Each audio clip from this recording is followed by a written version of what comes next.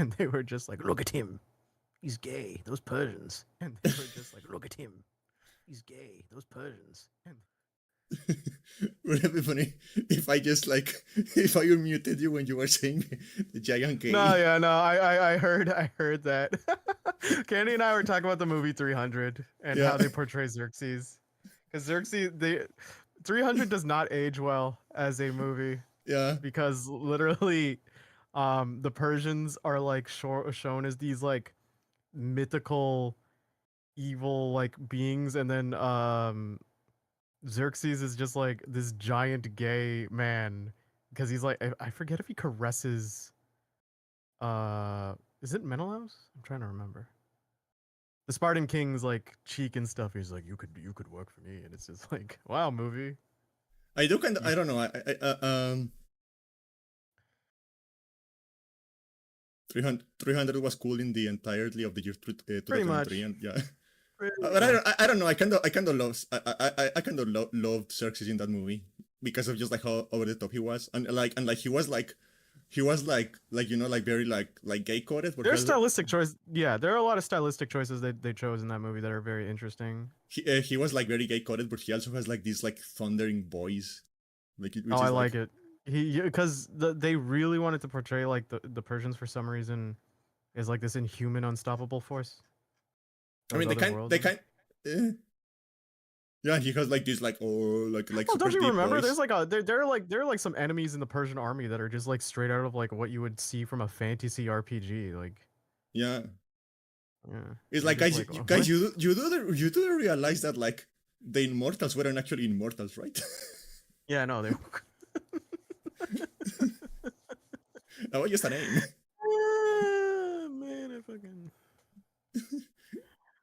That As was just someone who a had to name. take classical history a lot in university, like, yeah, no, 300's like an interesting time to discuss amongst people because it's just like, oh, there's a lot of interesting stylized choices, and there are things that they do kind of look into, and then there's other stuff where you're like, I do. how do you know you aren't Persian candy? I do wish like more movies looked like that. I think like the stylization they did for 300, like the colors, the like comic style they use, it's like really cool. And I kind of wish more movies looked like try to do I something don't like like that. Frank Miller that much as a comic book writer or artist, but they adapted his stuff interestingly. I'll give them that. Like you like whatever else you say about that movie, you have to admit it is like a points a very cool looking, very nice looking movie. Oh, absolutely. Anyone who, if someone tells you like the entirety of the movie is just like bad, it's like no. There are a lot of interesting things that went into it. A lot of choreographed, a lot of choreography. Um, they do actually. Um, God, what's the term called? Is it laconic? I'm trying to remember. Laconian wit, where it's like It shows how Spartans are very. They display their intelligence through brevity, where Yeah, like they contrast from Athenians, or like people derived from Athens who like to go on rhetoric and long. Yeah, yes. If I would say yes if I could see the movie. So like Athens members of those would like go on to long tangents to display their intelligence, where Spartans are just very brief and get the point across. Like one famous one was like to a king is like, if I raid your city, I will slaughter your entire family. And then the king just goes, if. yeah. It's like, If okay. And like, yeah, you got him. You got it. Yeah, yeah, yeah. but I think the funny thing, like, the funniest part about that story is that the king actually did raid the city. Yeah, yeah, yeah. So yeah, if and he did. If and he And did.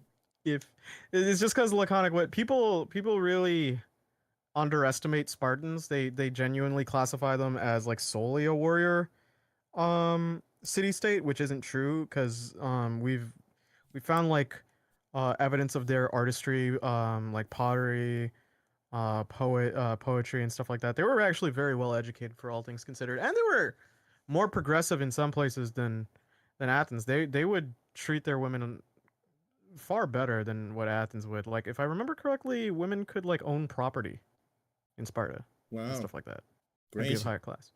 So America didn't yeah, do it until Greece the is always interesting. 1960s. So yeah, I have to brush up on like some of my classical history too. I always love discussing history. Imagine owning property. I know. Yeah, that's never going to happen to us. Want want. We're never going to own property. The most expensive thing I'm ever going to own is probably my computer. Probably. Probably. Yeah. So, Candy, the podcasts are on Sunday for the foreseeable future, huh? Yeah, because of work. Mm-hmm. I thought you said because of woke. Yeah, I cannot stream on Saturday. I cannot stream on Saturdays anymore because of woke. Mm-hmm. How tragic. Yeah, you cannot have Which also anything. means that which means we're also gonna end at like 11 p.m., which is like essentially like 3 hours from now, because Yeah, yeah. I mean we usually go for 3 hours, so it's not like that. That part is not that weird. Well, no, sometimes we go to 4 to 5 because you and I just keep going. Yeah, It's past midnight. that's what she said.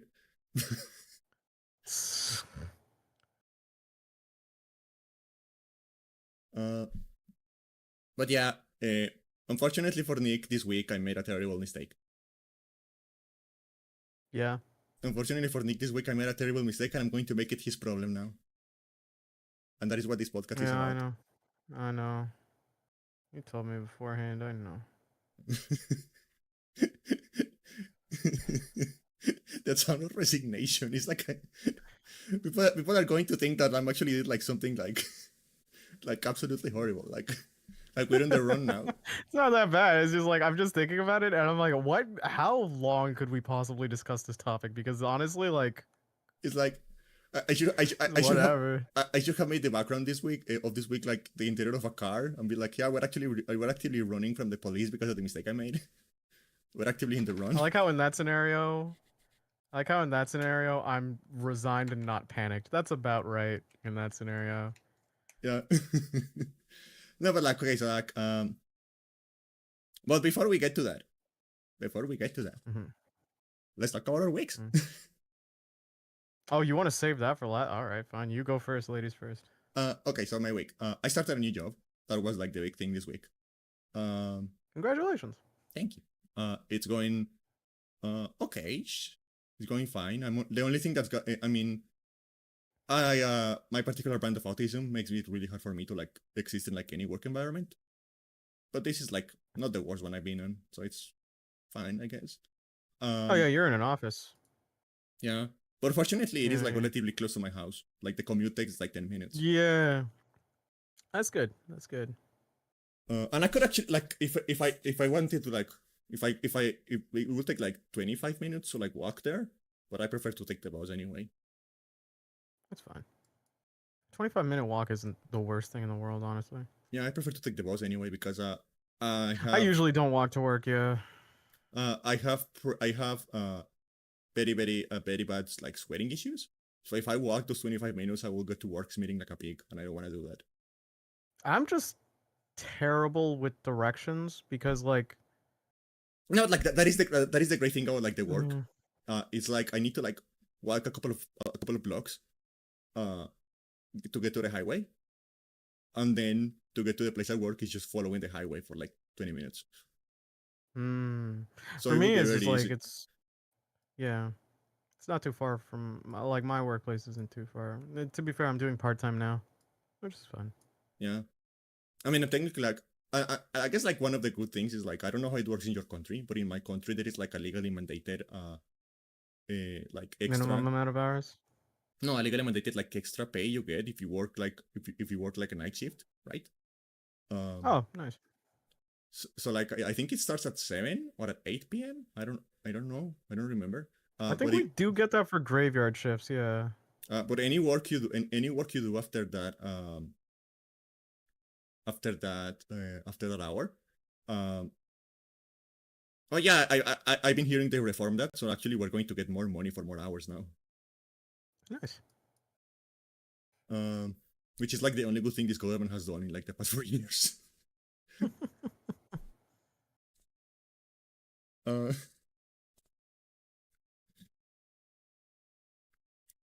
Uh, Yep. but Yeah. yeah, like so you know, after the time after the designated time, like you have your base hourly salary, right? You have like you're getting paid like this amount per hour, and then on top of Mm. that, for every hour you work on that time frame, you get like an extra. I think it's 75%. I think, I don't know, of the amount of the hour. So like it's so like I'm actually I signed contract for like I think like around $400 a month. I think. Nice. Let me.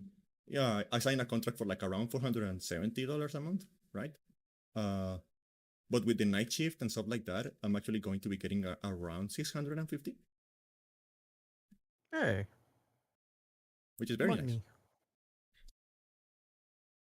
Yeah, money. And it's only like 36 hours, so it's like not terrible. That's pretty good. Yeah. The current arrangement is like 6 by 6, so like 6 hours, 6 days. Mm. Yeah, because I mean, like you work Saturdays, so like yeah, Yeah.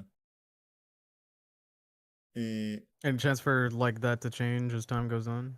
uh, maybe I understand, like, because I'm going to be on training for like a month, and I understand like it maybe like move to like working on Sundays instead of Saturdays after I You know what get the irony for this is? You moved this technically like at the perfect time for like, because I have to go to the wedding in a couple weeks, but I will be back by like Sunday morning, so we can still do the podcast on Sunday. yeah, nice. Um, Yeah, I guess the only thing that's really won me out about like my new work is that there are no hot ladies on my floor. I think that's for the best if you want to actually be productive. Like that, like there are like all of the hot ladies work on like another floor, and I have seen some like really nice looking ladies on the other floor, because we got like a tour of like all the like offices on the first day, and there is like this Mm-hmm. there is like this really hot like goth older women on like another floor, and I was like, okay, Ah, can I work on this floor instead, please? Can I work on this floor instead? no, you won't get anything done. uh yeah, how can How I be can you be productive? productive with that product? Let's be real. She won't move past the proper motivation. Listen. I need something Mm. to distract me from the horrors of labor. It would just be you clocking in, staring, clocking out. Yeah, and imagine getting paid for that. Oh my god, woman. Anyway, Ima- go on. imagine getting paid for going to look at the hot goat older women.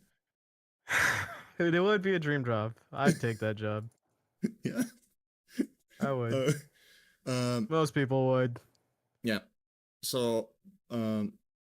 So the problem has been like so far it has been like the that my shift is like perfectly aligned with like the times I usually stream on. So I'm having to like figure out like what time I'm going to stream in.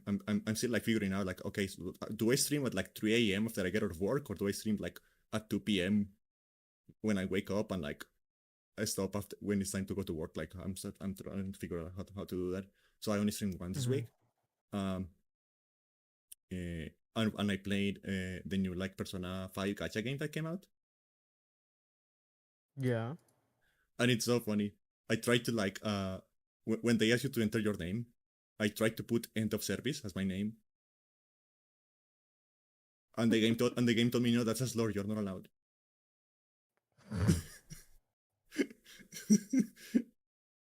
So I just put Discord kitten as I usually do. As per usual. Yeah. Um, I like how you don't even sound surprised by that. Because you showed me the screenshots of you already using that name. Also, how often am I to be surprised by your antics, woman? Yeah. Hmm. Yeah, I mean, it's been 8 years, I guess. Yeah. Uh, and it's so funny. The game, it's really funny because like, and you have seen Pachi posting about this guy. You know, like the Subway Slammer. Oh, You have Subway seen Slammer. So, like that is that, you know how like in Persona 5 your first antagonist is a dude who is like sexually abusing his students. yeah, I remember seeing like all the. I remember seeing the post you guys put, which is pretty funny. Yeah, like uh yeah, like the first antagonist in Persona 5 X, because that is the name of this game, Persona 5 X. Uh Mm-hmm. Good thing this is Persona 5 and not Persona 3, I guess. The first antagonist of this game is just a dude who just like runs into people on the subway. Specifically women. And what's really Do you fun, mean he just does he just tackle them? Like what? yeah, he just tackles them. He just like, woohoo! That's really funny. Tackle. That's really dumb. And like there is a part where he's looking at one of your party members and he says, I'm going to slam you, and then he fucking disappears. Oh my Like God. you know the thing where like where like a car like covers the camera and then like when the car is like gone, the person disappeared. He does that. Yeah. He does that. Except instead of a car, it's just like a crowd. So he just disappears in the crowd, and it's so funny. And like there is like when you get introduced to him, there is like a flashback, right? Um, there is like a flashback to like not a flashback. There is like a premonition, like your character sees the future, right? To what is Yeah. going to happen if you don't stop him. And this is like so over the top because what happens is that he tackles a lady with like a baby on a stroller next to stairs, and the baby and the stroller fall down the stairs, and the baby fucking Luminette dies. Audrey is lurking but wants to say hi. Jesus. Hey, Luminette. Hello. Welcome. Good to see you here. This is my welcome to lurking. You're saying you're talking about I this don't know. game, I and don't know then if you have friends seen. are also messaging about P5X. Yeah, I don't know if you have met him before. This is my friend Nick. He's a good friend of Hello. mine. He's been for a very long time. Thank you. Yeah, and we used Yapping today. You didn't mention the important part. Like the teacher in P5X is hot. Oh yeah, she is. She's like got the gothic vibe, kinda like light. She's got like kind of a bob cut. She's got big glasses. Holy Jesus, the Velvet Room lady too. What is this game? This Wait, where Nope, are you looking? nope, Where are you looking at the don't posts? don't get tempted, Nick. Nope. Where are Closing you this. looking at I'm them? not going to a gotcha. My friend's other server because they're big Persona fans. So like a couple Yeah, dropped because they'll rotate live service games. So I think right now, yeah, one friend said I dropped Zenless for this. Another friend said I'm dropping Honkai for this. yeah. Oh, okay. Another thing about my week. The person who just showed up, Luminette. She's another Yeah. VTuber. She's another VTuber. Oh, nice to meet you. I've been hanging around her around her channel a couple of times. And Mhm. like recently, she made a Twitter post. Like you know, drop your PNGs because we're going to do a Smash or Pass, right? Oh God. So I dropped mine, and it was yesterday. And I was at work, but I just happened to get my break like in the middle of the stream. And and she was doing that Smash or Pass with someone who knows me, right? Someone who has like someone who has actually collabed with me before, and like they got to me, and he was like, "I'm going to be honest, Candy scares me." Like the stuff she said, she scares me. I'm so glad that people's fight or flight like actually works. Like Red flag go up. Don't put red glasses on and keep walking forward. Red flag go up. And like so they both put me on like Smash if I was drunk enough. Because Yeah, okay. because That's because they saying like I need to get like a little bit like of a boss to like be able to handle her age, stuff like that, right? But then I shut up is and that I a said, good idea? but then I'm thinking more.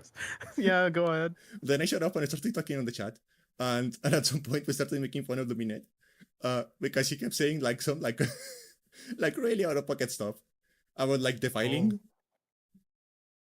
Oh. And we started like coming up with nicknames for her, so like instead of Luminette, like Lustinette and stuff like that. Okay. And at some point I go like, hey, you say you need to get a little bit of a boss to be able to like match my freak, but I don't think that's true. And she goes, hey, all right, Well, you're right, and she puts me like all the way yeah. up in like Smash. Well, what you show me a VTuber is yeah.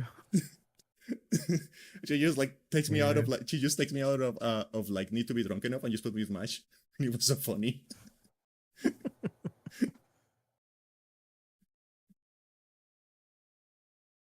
I Yeah, don't think I could ever do a smasher pass with you. I feel like you would get way too much. yeah. I mean, I did do a tier list of like planes. Yeah, you showed me. God, you showed me. Uh, anyway, You know what the worst part was? She showed it to our like Euro server, and then immediately one of our friends, who we weren't surprised, was just like, "Oh yeah, you put that one up there? Yeah, I can see it. yeah. You like Pokemon, Nick? No, we're not. No, I mean, no. I have actually gone through the list, No. and there is only like 4 Pokemon I would smash, and they are all the ones that look like women. Is Ditto one of them? Uh, I mean, yeah, Because Ditto can Ditto you can just like make a person, right? yeah. Hey, Dido, please transform into Cynthia for like 30 minutes. I need to like do something. Although like there's just a lot of concerns, I suppose. Like you have to question a lot of what goes on there. Yeah. Hey, Ito. Hello. Oh, great time to drop in. Oh no, Yeah. Uh, no, I but can't like, believe okay. Nick hates Pokemon. Yeah, to be fair, I won't say I'm lining up for a Pokemon game anytime soon. So Well, like we I'm have a fine with friend. saying, We have a friend oh, who is like, dur, we have a dur. friend. We have a friend who is like super into Pokemon, and we are always making Yeah, fun of him and the way he cops. yeah, He's like, yeah. yeah, you're coping, dude. I know that. He bought the Switch too. He made fun of the PS5 as I own it, and I'm like, I get it totally. But then he gets the Switch too. I'm like, bro, there aren't any games right now. Why'd you get it on release? It's like, you don't get it, dude. I can play like Scarlet and Violet with like 5 extra frames. I'm like sitting there, I'm like, does it change anything? No, not at all. The I'm game's like, are not you bad. coping? Probably. No, but like At least he admits it.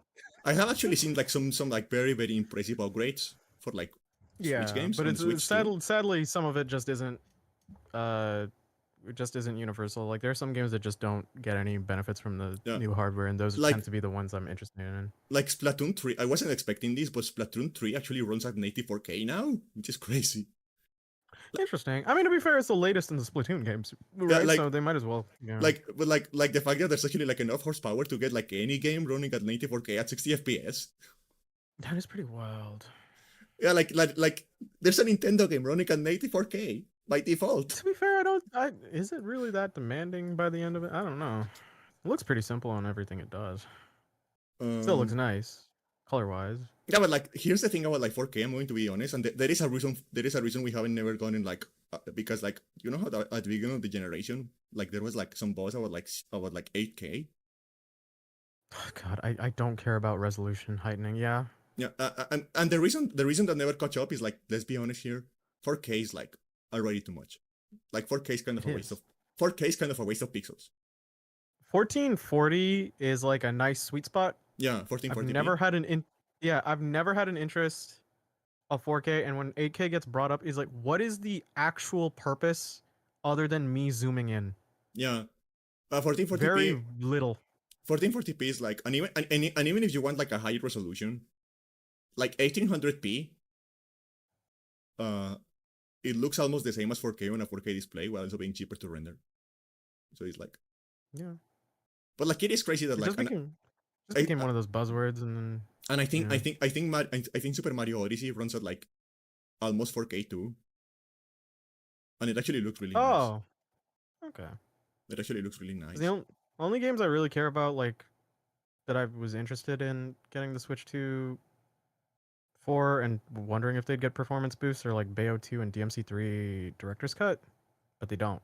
So I I don't really mean, have much of a rush like to I get mean, them. they haven't gotten any patches yet. They haven't gotten any patches, but people have been testing, and just like there is like enough power that even just running on backwards compatibility actually locks the frame rate to 60. Okay, that's So good. like they don't get any resolution increases or anything like that, but the frame rate is locked now. All right, I'll still probably wait it out. I want to Anyway, see. But yeah. uh, and like yeah, like in general, like people have been testing, and like most games that like are just like running on the background compatibility, they'll just like run better by default even without any patches.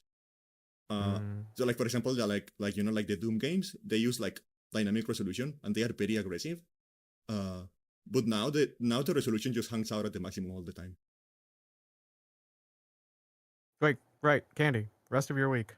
We almost teetered off. Oh yeah, the rest of my week. So Yeah. okay, so like yeah, like there is like this flash forward where like this guy just lamps the lady with a stroller and the baby just fucking dies. That's does it get undone? No, that is a flash forward. That is like you seeing the future if you don't stop this guy. Oh, okay. I was like, So, but like oh, yeah, baby dies. like that is like an hour into the game. So like T minus 1 hour to baby fucking dying.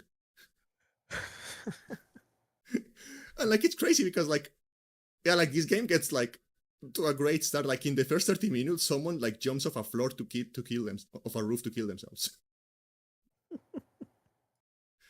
Oh yeah, that did happen in 5.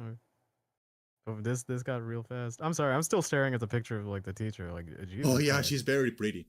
And like Yeah. that is the problem with this game. Everyone is pretty.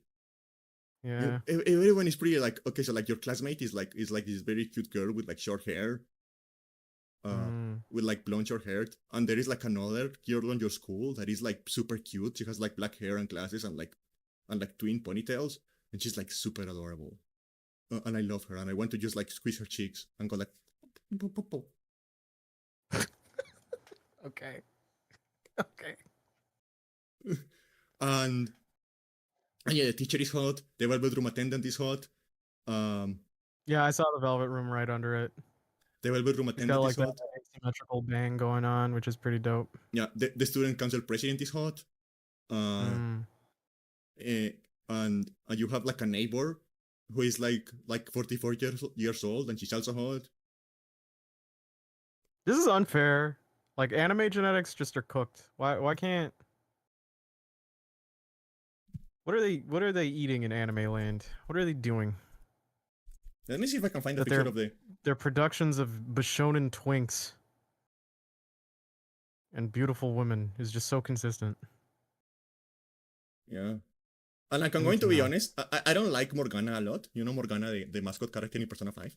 I don't like I Morgana. know a lot of people that hate the cat more than anything. Yeah, because she's not, like, she's annoying. She's annoying. Is it a she? Or is it a he? He, Morgana. Morgana is a he. Okay. Um, he's very annoying.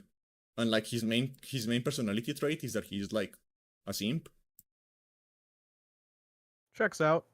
And Oh, that's bad in this universe. yeah. Mm. And he also hates like one of the characters for like no good reason, which is very annoying. Which character does he hate? Ryuji, you know the blonde guy.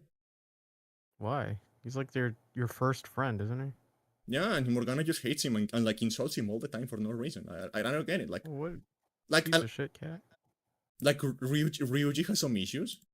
Like as a character, I think there are some things that are annoying about him. But I like him overall. I think like his heart is in the correct place, right? Okay. Like you know like you know those characters that make a lot of mistakes, but you can tell they're mistakes they're making because they're It's human. It's human, yeah. You aren't, yeah. Yeah, like they're stupid mistakes, but I know what your intentions are, and I know what like where your heart Yeah. is, and like and I know you're a good guy. Like it's kind of like Mm. yeah. And Morgana just hates him, and she's constantly calling him stupid and like a monkey. The fuck, Morgana? I'd beat that kid up. Yeah, and like yeah. So like so far the new mascot character is way better. Oh, that's dope. It's like an instead of a cat, it's an owl. Morgana is Scrappy Doo. Oh, Owl's really dope. Yeah, and he's really cute when he transforms into like Oh, Bokeh and yeah. Well, to be fair, Bokeh isn't necessarily just outright insulting the character. Usually one character. Wait, is Bokeh straight man and funny man? Because the funny man doesn't necessarily have to be the well, they get cut off, but it's usually like the contrast. Like one person's extremely ridiculous and one has to bring back to reality. yeah. Like Yeah. the mascot character is like just this little owl dude. That's pretty dope. Look at him. Oh, so cute. And when he transforms, he's like I want one. Like that's cute. I want a plushie of this. Oh, that's adorable. Like yeah, he's so cute. He's got his little tonfa. Yeah, and Cute. like on his idle animation, his little ears are like moving and like flapping around. That's pretty dope. And it's super cute because like he's an owl, so like he lives in your room just like Morgana. But instead of like sleeping on your bed, he just kind of like stands around and like falls asleep whenever he wins. Oh, wherever that's he cute. is. That's really cute. And his character trait, Mhm. which is much less annoying, is that he speaks like an old timer. He speaks like I like that. he speaks like he's from like the 16th century. That's pretty dope. So like, there is this part like early in the game where he's like um where he's like where he's telling you he wants to like he's going to talk to you at lunchtime on the school, right? Hmm. Um, except instead of saying like, yeah, I'm going to like meet me in the roof at lunchtime, he tells you like, meet me at the roof at your midday consumable period. Oh my god. You mean lunch, you freak? Yeah. And he's like constantly dropping these like very like old timey words and being surprised that nobody knows what they mean anymore. But it's really like it's really funny because he doesn't get and I think the reason he's funny is because he doesn't get angry. He's like, oh my god, I am so out of touch. I need to learn more about the youth. I need to learn more about the youth. So what are these smartphone things you have? How do they work? He's just Steve Buscemi Yeah. He really just asks wearing you the baseball cap. like straight up at some point he asks you like, okay, so like what is a phone? How does that work? Because I see like all of you have one. How does that work? What does it do? And it's really cute. And yeah, so like and there is like this is like your classmate, and she's very cute. Oh, she's adorable. I love that type of hair. Yeah. Yeah, she's very cute. And another character who is her best friend, who is her best friend, and I love her, and I want to pinch her cheeks, and I want to protect her forever because she's so precious. Is her. She's super cute. Oh, she's cute. I like the sweater. Yeah, Yeah. The cardigan. yeah. And then there is the student council president, who is her. He's really really cool. Oh, my friend just showed me that character in that chat. Because So she he's like, starts off being named as a long-haired female student. yeah, Yeah. and like that is the thing about this game is like everyone is cute, everyone is pretty, and it's like I need help, please, I need help. I wish I was handsome. I want that power. I need that power. I need the anime gene. Super soldier serum or anime gene? I take the one of those. And there's like a lady uh who is like 80 years old, and I'm not going to call her hot, but I'm going to call her cool. Like she's cool looking. Okay. Oh, thanks. Thanks, Gone. You are a handsome boy. You're attractive too. Just become a VTuber. You're just fighting yourself at this one. The metamorphosis. I must stop it. No. No. uh, there's also like this lady who is like actually the first character I got from the gacha. I don't know if that was scripted. But she was the first You can character. just draw that. I've got art for my characters. I need to make more, or rather, commission more. Yeah. She was the first one I got from the Let's say your gacha. character. I don't know if that was I don't know Oh, if I that was. absolutely adore a lot of what this design is doing. Yeah, she's great. So for reference for people that do know me or just like know my OCs, because I'm only showing one in whenever we do the podcasts. I love monochromatic designs, with some slight color accents. She's doing a really good job on a lot of it. Yeah. The hair braid crown, the shade of gray for her hair is very good. Pairs well with the blue eyes. Is there a key on her choker? Oh, let me zoom in. Is it a pendant? Mm. Oh, she's got the long boots. Those are pretty cool. Buttons are pretty good. Very gothic style. Yeah, it's like a triangle pendant choker. Yeah, no. It's I really do like designs where you Yeah. don't like a reference point. I always love designs that aren't doing necessarily too much by adding too many pieces of clothing. I only have one character that breaks the mold on that, but it's like I feel like if you can make a character look cool with something that someone could go out and buy on their own and just wear it on the street, I think that's 100 times cooler in my head because it's like, yeah, they're just rocking fashion. Yeah, and there is this character. She's 44 years old, and I want her to take care of me forever. Submissive. Shut up. You don't help it. Yeah, I'm down with it. Down with it. She's like the rich mom vibe. She's pretty. And I then like there her. is, I always love people who wear like their coats as their cape. yeah. Their And then designs. there is this lady. This lady is like, uh, Mom. this Lady lady is broke like, dawns. she's like 75 years old, and she's cool as fuck. Like she looks cool as fuck. And look at how she looks when she like, because you know how like in Persona 5 when you go to like the other world you transform, Yeah, and like yeah, they're yeah, like, yeah, look at how she fucking looks when she transforms. yeah. Oh, let me at it. Well, I'd crinkle that wrinkle. Yeah. What you talking about being worried? I crinkled that wrinkle. Yeah, let's go. Like yeah, she's cool. I ain't backing down. I'd choose yeah. Yeah, absolutely. And yeah, they recently just like I don't know when they're going to add her to like the global server, but they recently added another character to like the Chinese server. Mm-hmm. Uh, Oh, her design is actually really fun too, considering the color usages. yeah, Yeah. I mean, you're sticking to a theme. You're using purples, blues, some yeah. nice blacks to And pair. you already saw like the teacher and the bedroom attendant Mm-hmm. who are like super like. Yeah, I love the teacher. The teacher. I saw the teacher and I was like, wow, okay, okay, hello teacher.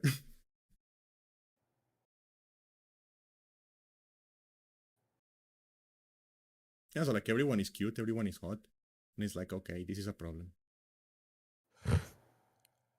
Did you do anything else in your week? Uh, no, I think those were like the highlights. The Are you still job. doing 100 line?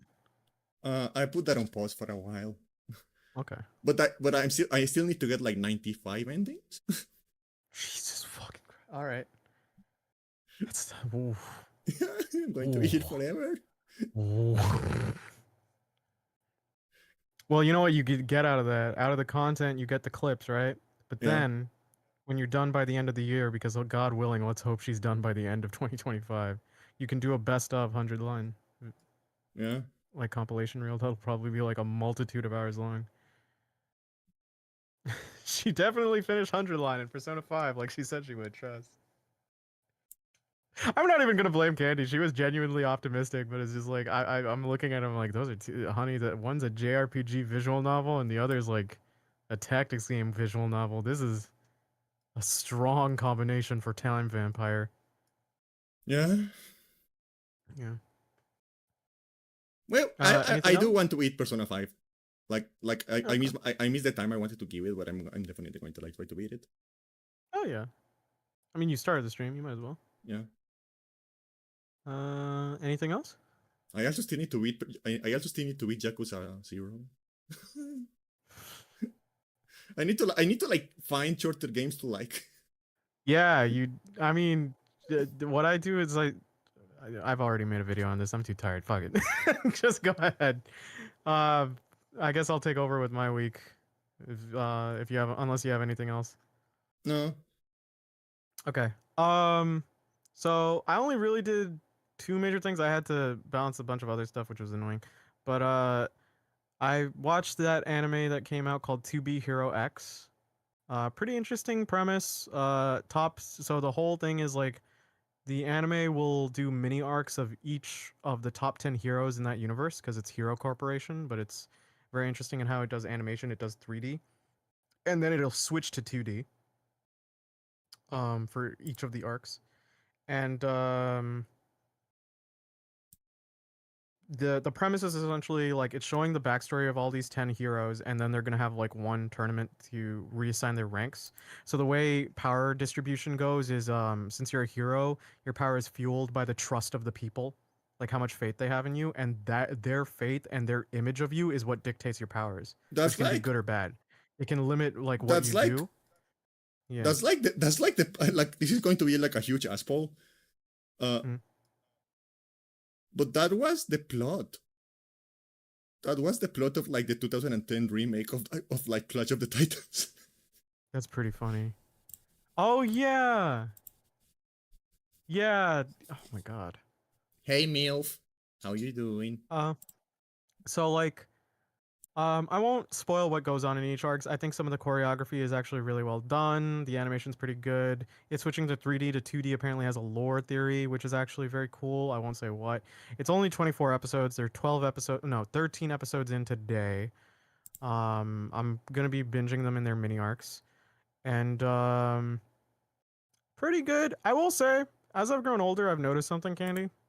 Yeah, Um, I'm not like I think I like romance. I don't like romance drama.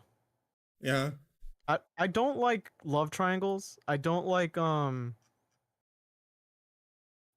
the whole thing where it's just like the girl like the guy is not confessing because he thinks the girl likes another guy, but the girl clearly likes him. yeah, Like even she's tired of it. She's just like, yeah, it'd be cool if someone asked me out. yeah, yeah. And he's Like being all feeble. And we I'm need just like, bro, how can you fumble this hard? The we girl need likes you. we Yeah. need we need we need more romance stories that is just like a married couple being cute, like a couple that is already married, being like wholesome. I'm so upset that he fumbled that hard because like it has a tragic resolution, but you just look there and you're just like, if one of you just said something, I swear to God. But here we are. It's neat. I don't have too many strong opinions on it so far. I do like its animation style and some of its choreography choices. It's Chinese made. And the first 6 or 7 episodes, I can't remember the exact numeration, are very 3D style. That's something akin to like Arcane's style. No, Um, nice. yeah, and then it goes to 2D. And the apparent lore reason is the titular character named X. I think it's believed that his powers are so beyond the cuff that they distort time and space. So the operating theory is X's powers are so rampant that it's changing the anime style, like animation style per arc. Well, I kind of know when that happens. I kind of know when like when Yeah, like when like when like when like shows and stuff like that start messing uh with yeah. like I don't remember the name of the anime. I don't remember, but I was watching an anime once, and there is this part where one of the characters like unleashes like their full power, and it fucking like the flash or their power fucking like breaks the leather boxing. That's awesome. Yeah, and it's like, I oh, love that's stuff cool. like that too. I love stuff like that too. Yeah. Um, so yeah, I watched To Be Hero X. Um, then I finished all of Ace Attorney now. I finished the final Ace Attorney game that's out right now, Spirit of Justice. Uh, Killa is right. Gumball is very fun in how it like tries to do different animation techniques and just like I never watched referential. that. I haven't watched it in full. I've seen a bunch of clips and I'm just like, Jesus Christ, these animators are going hard. Um, I have so seen yeah, I porn of finished. it somehow. Like I didn't go looking for it, but I came like, and it was like, huh? Why are you Moving on. why are you doing that? I was Who is playing. throwing I that? was playing. We're moving on. Playing Ace Attorney, Spirit of Justice, which is the final case thing. Um, what was I gonna say? So last week I did case one, which was Phoenix in a different country, and like if the defense lawyer loses, they also get the same punishment as their defendant. An institution built around like suppressing defense lawyers, and you get all these condescending characters. And then in the second case, you get to play as Apollo and Athena, and they're just like a old married couple that are two idiots together, and they're Like defending us. yeah, like they're defending Phoenix's daughter and the baby of the family, Trucy. And it's the most adorable thing. Like the right agency as a family unit is very cute.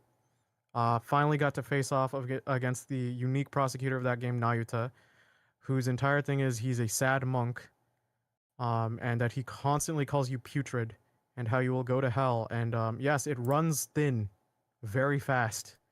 I can He's imagine. very he's not that interesting. Like his design is amazing, but him as a character, he's very flat. He doesn't have much motivation going on. That's substantial. Then you kind of realize what's going on in 5, and you're like, even then, like you kind of ran this thing to the ground. Case 3, you go back to Kurain, you see Maya Fey again, and oh my god, my heart melted. I love Maya to death. You get to see Emma Sky again. In those 2 cases, Emma is super pretty. Emma's super pretty. Maya, I fall for. Oh my god. What were we talking about? I forgot. When are we going to Everything do turned. the, when are we going to Everything do turned the, white. when are we going to do the Capcom waifu tier list?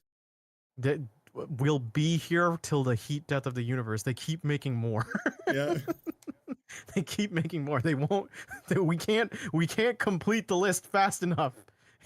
Like corresponding to how many they put out. So yeah, case 3 is actually really good. It goes to the supernatural elements, and it really builds off of it. Case 4 is a filler episode, and Athena is the main prosecutor here. Blackwell is back, and he's your partner. Like he's on your defense table because your client's your friend, and so you have the most fun dynamic where Nayuta's the current rival, and Blackwell's on your side, and he's just shit talking Nayuta and bullying him. Whereas like Nayuta is like bullying people in every case, but Blackwell's just there and he's not taking it. He's just making fun of it. I do love I think that is one of the reasons I really like the idea of an antagonist who becomes part of like the party at some point. Yeah, And it's that really is like great because and that is like and one of the reasons I like it is because like they are already like more because they were an antagonist, they are already more morally gray than like the other guys. So they can get away with being like meaner and stuff like that. yeah, so like he's on your stable and he's just mocking him, and sometimes Nayuta gets the edge on him too. But Nayuta does this thing that if he's sick of your shit, he'll throw his prayer beads at you and then they'll constrict you. Blackwell is like a samurai. Well, he's a weeb. So Nayuta throws his prayer beads, and then Blackwell does the whole Iaido pose and then does air slashes and breaks the beads, and it is the most nerdy dork shit, but it kind of wraps around to being cool. Yeah. Like, yeah. And then in the middle of the case, Athena's like, we need food for evidence. Blackwell, you go get it. And it's like, what? Why am I getting it? And everyone just adds on to his order. It's like, fine, I'll use my pet hawk as our DoorDash. And then he sends his hawk to get the food. I love that episode. And then case 5 is a brilliant finale. Apollo Justice gets too much retroactive lore added to him, so it's not like he has multiple backstories. He just has one really stupid, convoluted backstory that It's makes him like kind of dumb. I mean, it happens, you know. I mean, you know my backstories. Like it happens. Some people just have like But here's the thing. Some people just have a very weird life. Well, no, because like he's a displaced immigrant born from a musician and another musician who was amnesiac but was a magician before. And he gained the ability to detect lies from a bracelet, so he has like a special eye. He then lives in the immigrant country, being raised by a rebel, and then he goes to America to learn law. His adoptive dad doesn't pick him up. He grows up in America, becomes friends with another guy who's kind of like a half orphan or orphan, and then they become best friends, but they never mention in his first game that he appears. Then he works for an evil man, frees Phoenix on the as a defendant, and then indicts his former mentor. Oh, Kristoff's hilarious. And then sends him to jail. And then in the 5th game, we reminisce about his friend who's also an astronaut who died, and then Apollo got caught up in an explosion and then wore his jacket and put on an eye patch. And everyone Apollo is so weird. He's a good character. You just don't have to add this much stuff and make him like a comic book character. It's kind of ridiculous. To be fair, yeah. Like it would be funny though, I think they could make a bit of that. Like every now and then, like one of the characters is like, hey, I know a guy. Like something comes up and they are like, hey, I know a guy, and like all of them is like Apollo. Yeah, pretty much. So Apollo steals the show by the end of the fifth case because he becomes the main playable. So in the first half, it's Apollo versus Phoenix. It's plaintiff versus defendant, which is very satisfying. Then Apollo is facing the evil queen of the country, and the queen looks like a Sailor Moon villain. And you're like, okay. And then you win, and then Apollo decides to stay in the country to help build its legal system. And I'm not entirely happy because I like his dynamic as a family unit with the right agency. Yeah. And to be fair, he did feel like a replacement for old Phoenix, so it felt like when Phoenix came back, they didn't know how to write for him. Then near the end, he actually kind of develops as his own person. Like he does things that Phoenix wouldn't do. Like the queen is on the witness stand. One of the former queens is on the witness stand, and they praise her as God. And he just smack talks and is like, I don't care, I'll arrest you. He's like, you would indict who we believe is a goddess? It's like, doesn't matter to me. It's just like, Jesus, Apollo. I just realized, why am I so tiny today? You have shrank. You have recoiled. So yeah, Apollo ends up in Kurain. And he does 400 cases in the meantime. Oh, that brat from the first case, she ends up being a good person, but it takes the death of two of her fathers, the existential lie of What her do you mean mom's two of them? How identity. many she has? Her stepdad and her real dad. Then Ah, the entire realization that she may have been responsible for the death of a bunch of innocents. What else? So essentially, she becomes more okay to deal with when she gains crippling depression. ah. So I guess she got humbled. Like Yeah. I wanted her to not be a brat, but I didn't think she needed to lose all of her life for that to happen. But yeah. And then the DLC case, which has Phoenix and then Maya and then Edgeworth, like classic, really good, very poetic. It's about time traveling, but obviously time traveling doesn't exist, especially in that universe. Otherwise, there would be no crimes. And your defendant is like this wife, and she's really cute. She has like the cutest animations because she's trying to look like good for a wedding, but she's actually kind of like a bit of like not a hick, but she kind of looks like a hick, right? And Yeah. one of her animations is she'll start crying into her cooking pan because she's a housewife, and then when her makeup will be all runny, and then she'll powder her face, and then she'll blow her nose, she'll powder her face behind a mirror, and then she'll adjust her corset, and then she's back into normal mode, which is pretty funny. Um, it has two great things I love in the DLC case, where you find out why there's this adamance about like one character saying there's time travel, and you find out one of the characters, his sister died in a car crash, and he was in the car crash, and it hit his head, and he gained a memory disorder, right? Oh. So every day you find this out, and he's a character who's always walking around with his notebook, and then you take a peek at his notebook, and it's like a database of what has gone on in the day.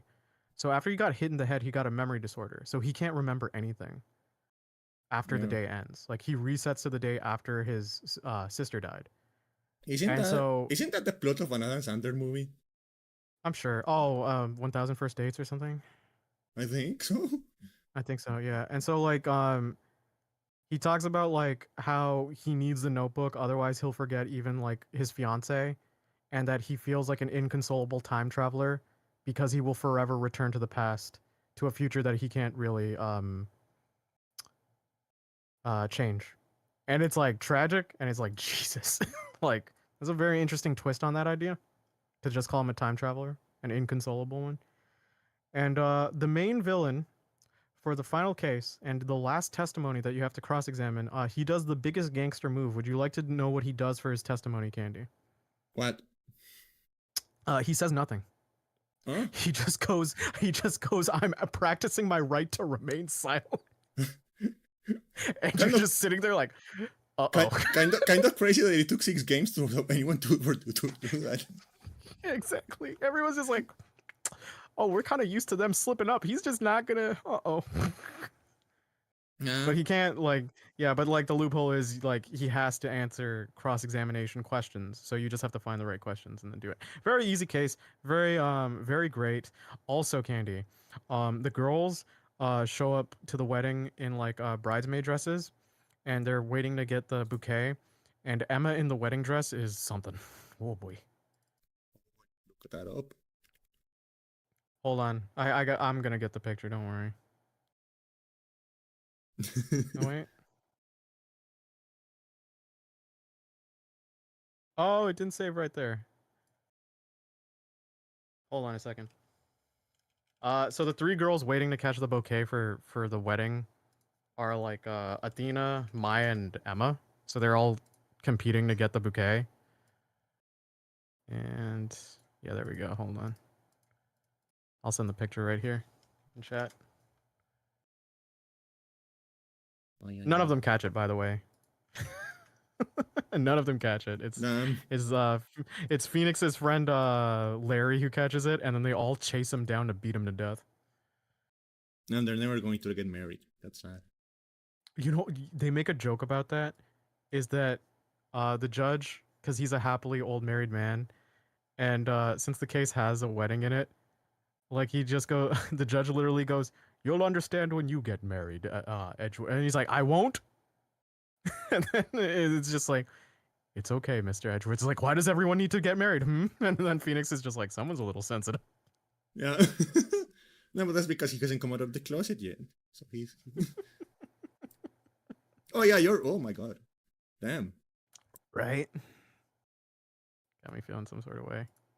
Yeah, she's. Oh my god. Damn. Okay. Yeah. I think I'd like her hair if it just stayed that way. Yeah. Her regular hair kind of looks a little too close to Maya's anyway. So yeah, I finished that. So I finished Ace Attorney. I am now all caught up. And me and Dura did the tier lists for all the cases and then all the games. And I'm gonna see if because we were already in the middle of that anyway. So maybe I'll start some tier list stream next week and figure that out. But yeah, it was fun. That was my week. I can't really think of anything else. Oh, I was thinking about doing Dead Cells, but I looked at it and I was like, I would need to relearn so much, so maybe at a slower pace at some later point in time. I got to do the script and everything, so there we go. Dead Cells. Is that game finished? Like. Yeah, Okay. no, that's why I decided to play it because like the final update came out like earlier this year. Oh yeah, because like that game has been like. How many years did it spend getting DLC? Right. It's why like we've talked about this before, and it's one of my complaints is like I'm sure there are a lot of people who love like games that are supported over the course of time for a long period of time. Yeah, It is I don't if like. I put it don't. off, yeah, I don't because like my brain just goes like I have to wait for X amount until I play this all in one go. Either that or I have to do this every single time, and I'm gonna be rusty every single time. Yeah, that's the reason. That's the reason I haven't played Metaphor Refantasio. You know, the new game by like the Persona people. Mm-hmm. Because I know Atlus. I know there's going to be DLC at some point. They haven't announced it, but I know. Mm-hmm. I just know it. Mm-hmm. So it's like, okay, I'm just going to sit on this for like, and like it's fucking stupid because like, okay, so like I was like, okay, Elden Ring comes out, and I go, I'm not going to play it yet, and I wait for like 2 years, right? And then I go, okay, I'm finally going to play Elden Ring, and I start playing Elden Ring, and they fucking announce the DLC, and I'm like, fuck off! Yeah, no, they're just games like where I know if there's gonna be DLC, I don't bother buying them or playing them right away. So. Oh yeah, Spy X Family Your, yeah, yeah. Yours up there. Yeah. Agent Frost is up there too. You ever see her Agent Frost from Spy X Family? I think I don't know the names. Hold on, I'll show you. I think her name is Frost. Hold on. Yeah, Fiona Frost. Oh yeah, I have seen her. Yeah, Absolutely. She crosses a lot of boxes off for me. Yeah, that's a lot of. Yeah. That's a lot of pluses. A lot of things on the plus column. Yep. Yep. Yeah. Oh, I forgot. I'm just saying, if you have an asymmetrical bob cut or a wolf cut, chances are you've already like won me over. Yeah, and like the white hair and the like kind of like yeah. and well, like you see, I need the white hair so my clan can continue. Yeah, and the kind of like, and I just love this kind of like just a personal thing, but I love the coats and jackets that are like asymmetrical and they like button up to like one side. You know that thing? I actually own Wait, one of them. Candy. Yeah. I have a little thing that I showed you on the Discord. So Candy knows that sometimes I'm a little whimsical. So what happened in my week that I forgot to mention was I looked in my basement and I found a crate, if you will, of fortune cookies that I had bought a while ago. Because I thought it would be funny just to give people random fortune cookies for fortunes. Yeah.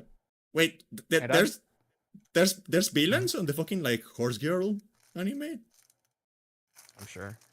Okay, what I'm gonna do Huh. is I'm gonna open up a fortune cookie.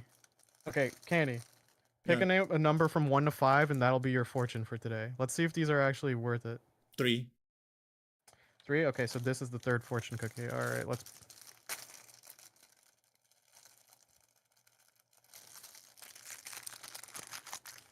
Okay, your fortune reads today. It is impossible to please everybody. Please yourself first. Uh-oh. I always do that. There you go.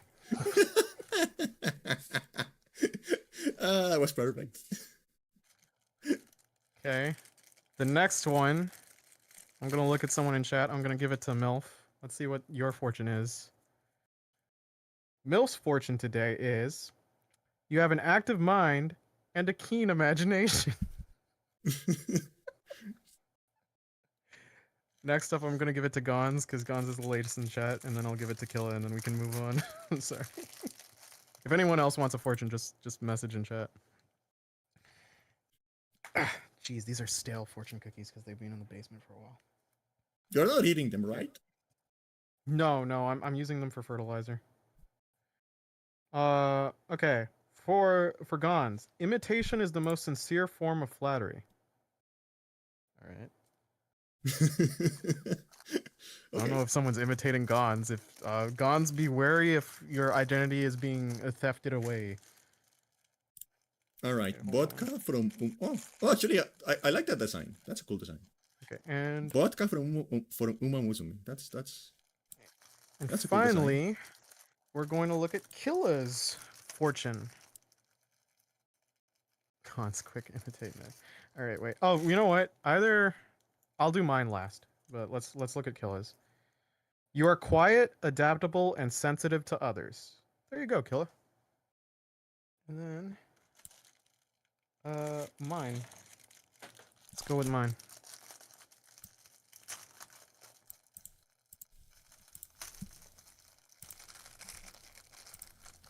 All fortune cookies are just edible gotcha.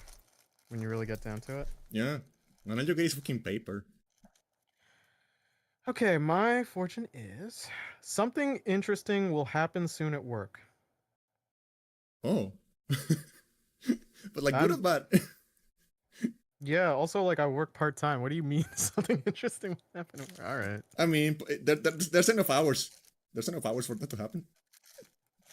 Yeah. Yeah. This is okay. Nick, question: would you the horse girl? The one on screen? Yeah. Isn't she like a high school girl? I don't know. I think she's a horse. she's an she's an anime school girl. Candy, they're not mutually exclusive in anime. I like her design. You know what? I like the coloration of her bang. Yeah. But I will say, Candy knows this about me. I can't like cat girls or animal girls. Like my brain keeps on thinking of the whole like animal ears and human ears on the same head, and it freaks me out. Oh, I don't know why it freaks me out. And like both options are bad. They are. Either they only have 2 ears, which are the animal ears, and then you move their bangs, and then they have a blank place where the human ear should be, or they have 4 ears. And I don't know why I hate that one more. Yeah. But I don't like either option. Nick, why did you mention ears? Now I need to nya. This is my curse. Nya. The burden you must bear. Nya. Who dares DM me on Discord? The Uma phones? Huh. No, my goth friend.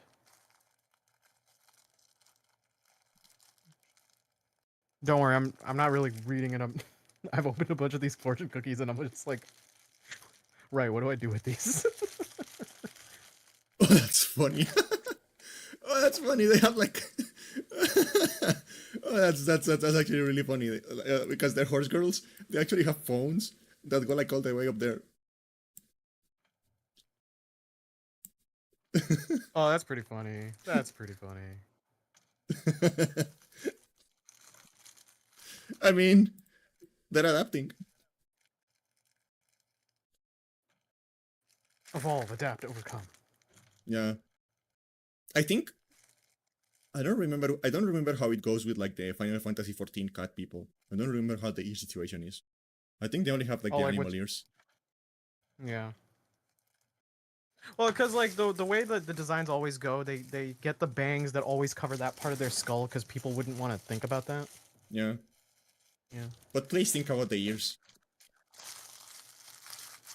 Think about the ears. I don't know. I like animal ears. I think they're cute. I mean like it's just this thing where a friend mentioned it the one time and I can't unsee it in my head. Yeah, yeah. Like one of those it's a cognitive hazard. It's like a piece of information that is going to like ruin your life forever once you learn it.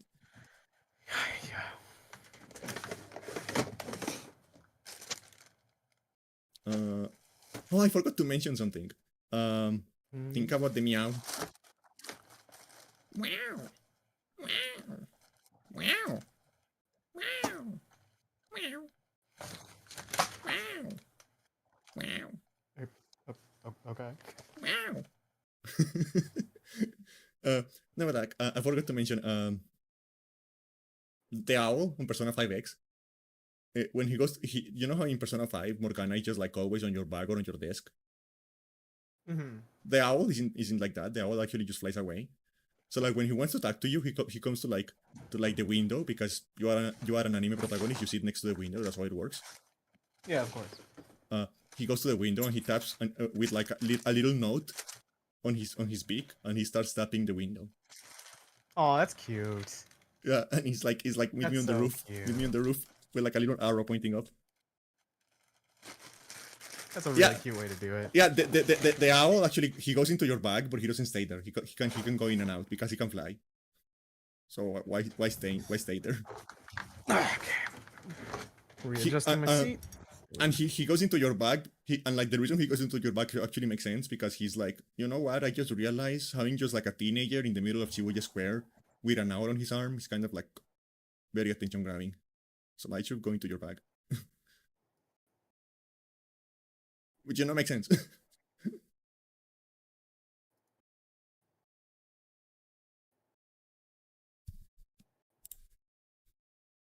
It makes sense having like having like a random teenager in the middle of Shibuya Square. They just like with an owl. That's probably going to grab a lot of attention. Yeah. I like the kind of companions that understand that. They're like, okay, I'm not gonna make you seem like a fucking weirdo to the public. I'm going to go into your bag.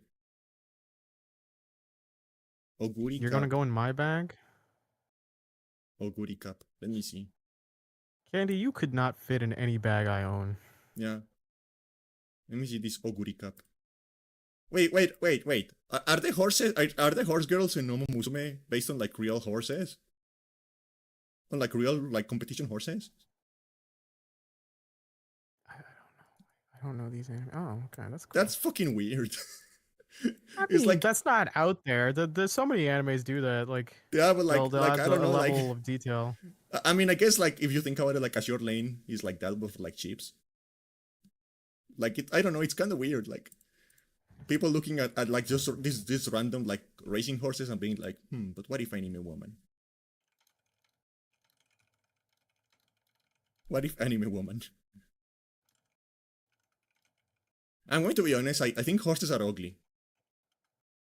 Like I think they're kind of cute. As animals, I They're think kind of horses as animals, I think horses are kind of like weird. They're weird and like they're fucked up. I like the shaggy horses. You know, the ones with the ones that are all Oh, she's shaggy. cute.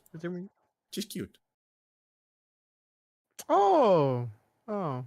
I do like the color of their uniform. I like that shade of purple. Yeah. Yeah. And this is how she looks in real life, I guess.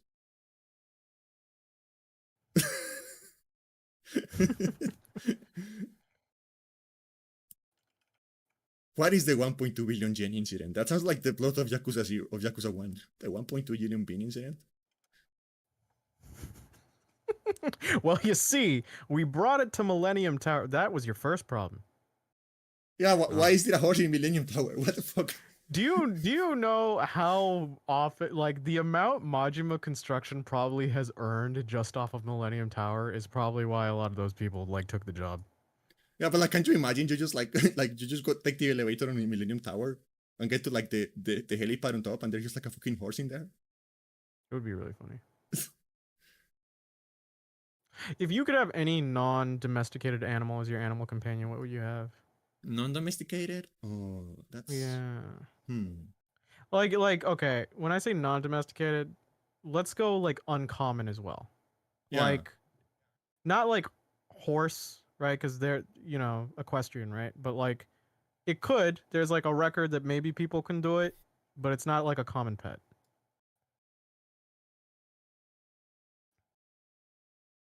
Pangolin.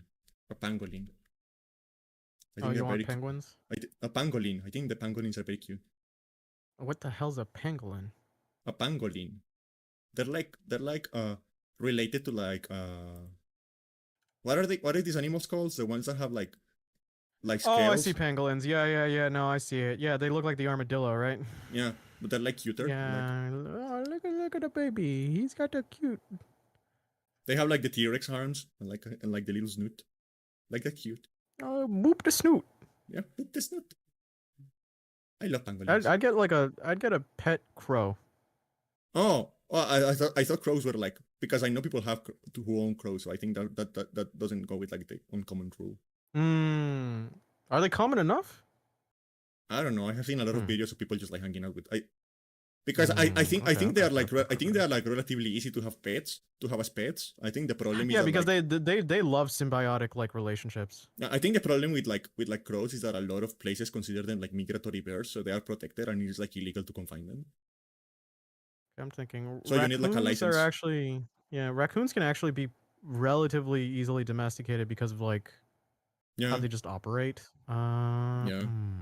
Possums are just like Hmm. little guys, They're just little goofballs. I'm trying to think of others. and they don't get rabies. They don't get rabies because they're too hot. Now I'm trying to think of logistics here. Yeah. Cause like I wouldn't want to get a lizard. I like lizards, but like just realistically as a pet, Yeah. a cheetah. No, no. I love cheetahs, but no. Hmm. But I don't know. I feel like if you get Bazinga,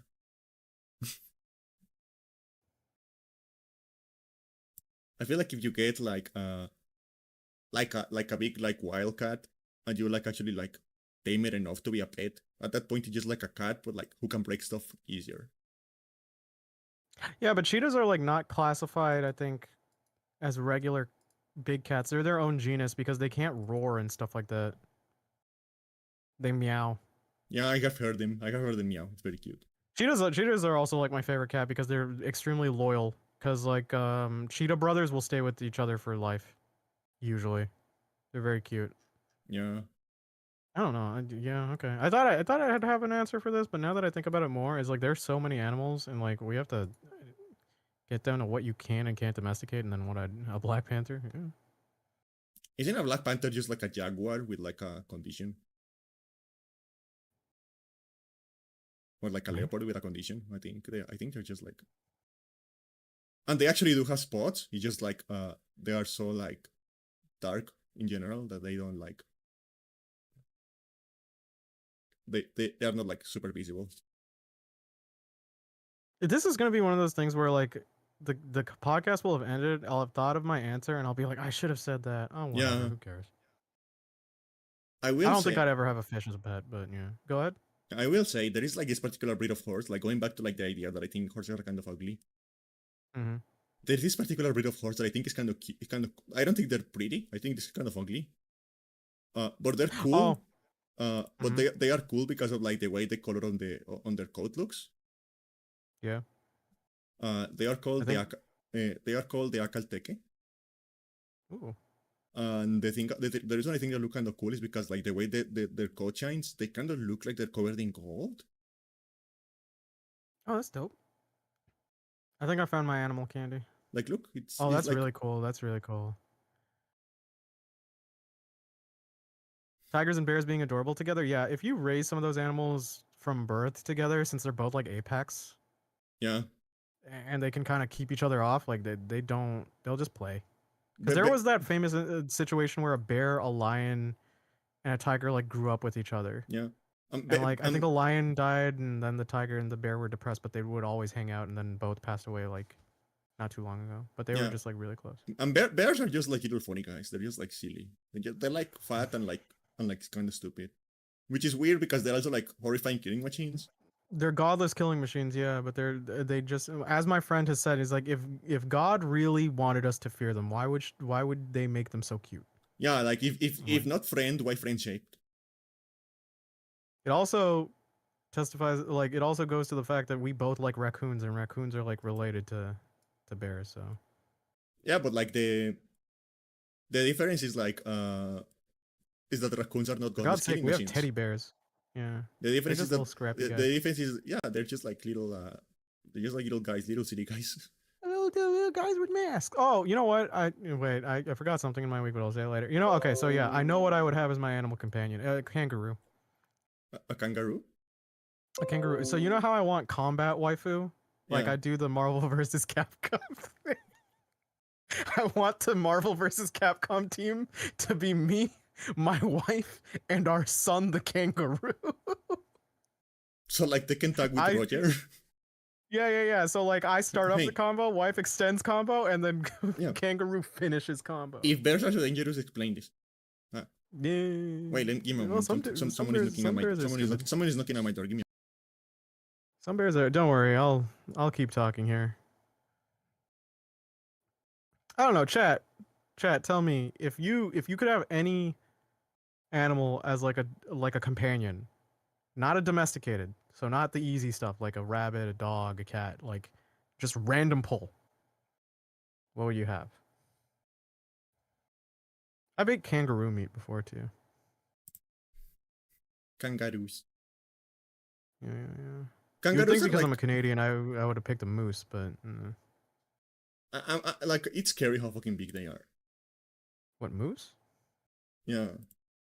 Yeah, well, kangaroos are like jacked. Oh, you want a pistol shrimp? That pretty goated choice actually. That's terrifying. Yeah, you could do some Yeah. real damage if you just like whipped it at someone.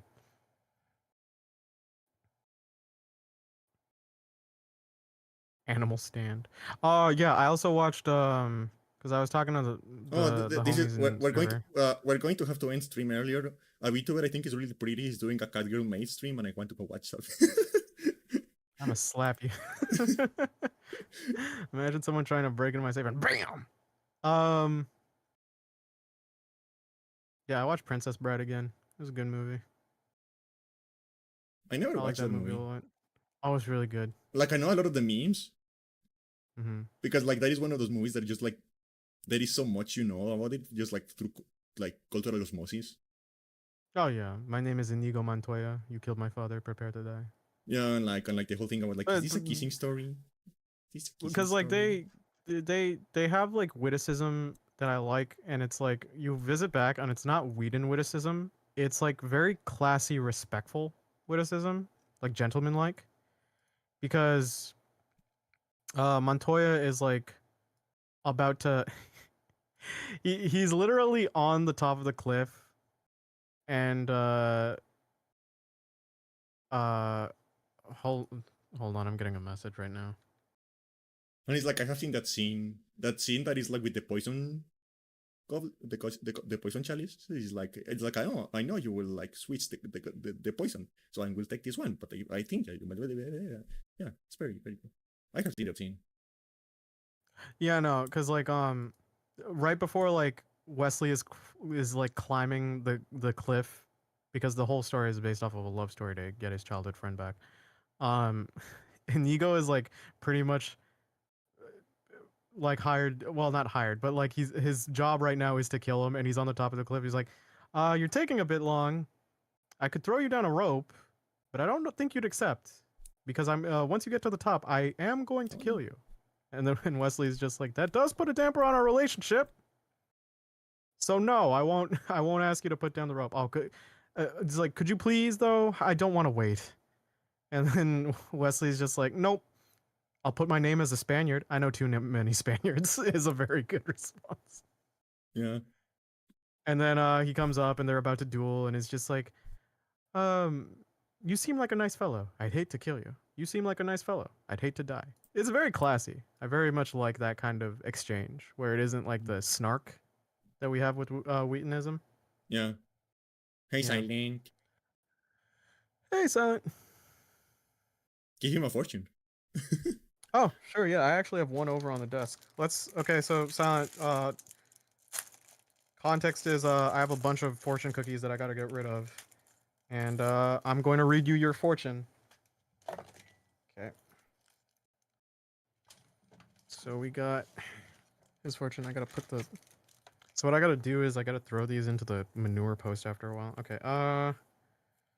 So Silent's fortune is keep your ideas flexible and don't ignore details. Should I have given you people your lucky numbers? I don't know if you care. I don't want to encourage buying the lottery. Yeah. Yeah. I There know, you go. I know a guy who thinks he can like decipher the lottery, and he has like his room, like you know that meme, that Always Sunny meme um with like Charlie pointing at like the Pepe Silvia thing, where it's like the like board of like strings and like papers and like, you know that meme. I know a guy who his room looks like that because he's convinced he can like defeat the lottery, so he's like counting numbers and like doing a lot of like weird math, being like, no, I can figure this out. I can beat the lottery. I can figure out how this works. I can figure out the odds. And he's like, my dude, you're No, crazy. you can't. You're crazy. Also, just like I knew there. Well, I knew someone who did this, and there's a. If any of you have watched Game Changer or seen shorts, there's one person who there was a challenge that they had where they were all each given. I want to say $1,000, and $1,000? they were each like told to invest it and like make returns on it for the round, and one of them just bought $1,000 worth of Scratch 'em tickets. And then he took the video of him going through every Scratch 'em ticket. And he's just like, yeah, so about the halfway mark, you can see how the idea of this being feasible leaves my body. He's like, how much did you actually make from this? It's like, oh, I lost about $400 doing this. I only got like $500 of out of the lotto tickets, but I spent 1,000. So Yeah. so yeah, if you're ever down on your luck and you really think it's like, well, maybe if I buy 10 lottery tickets, probably don't do it. Yeah. Probably don't. You're probably not going to get anything. Don't want to be a downer, but it's like that money that you have right there, you could genuinely use it for something that's more assured. Yeah. And like, what was I going to say? I forgot. Yeah, but yeah, you don't want to look like a crazy person doing the numbers. Yeah. Yeah, the whole controversial, not controversial, conspiracy theorist head. It's like I know there's an algorithm. Like brother, if there was an algorithm, like, and why would they put that out there so you could figure it out, so you could game the system? Why would they just change it up each and every time? Oh, she's wearing gloves with like little paws in them. Oh no. Yeah, like buying the with with card games, I just buy singles. I think I've only ever bought packs for pack opening streams, and that was Yeah. it. I don't play card games. Yeah, it's probably best if you don't. Like I joke about getting you guys into Yu-Gi-Oh, but like I never actually would. It's too complex, and also just like the cards are nice, but you can just appreciate the art from anywhere. Yeah. You can look up Dark Magician Girl on rule34.xxx. and that is all She's you need. fine, but she's not even the best one. There are plenty of other women in Yu-Gi-Oh that are. Yeah, but she's the one that has the most art. Yeah, because she's the oldest one. She's like the one from way back in the day. Yeah. Not to put disrespect on DM girls like name, but it's like there are just so many other options out there. I want people to explore and look at Yu-Gi-Oh art and then see like, wow, there are a lot of baddies here because there are.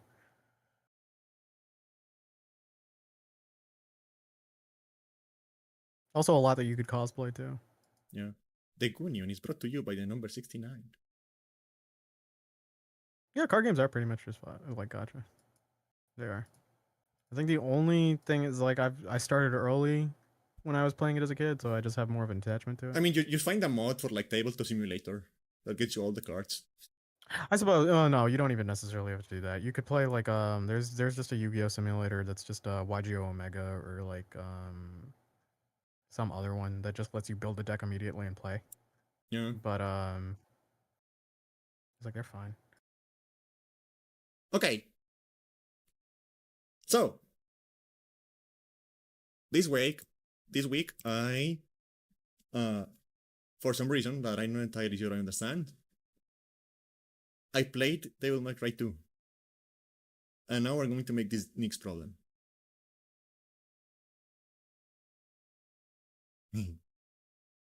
That is why you're here today, Nick. Hold on a second. Okay.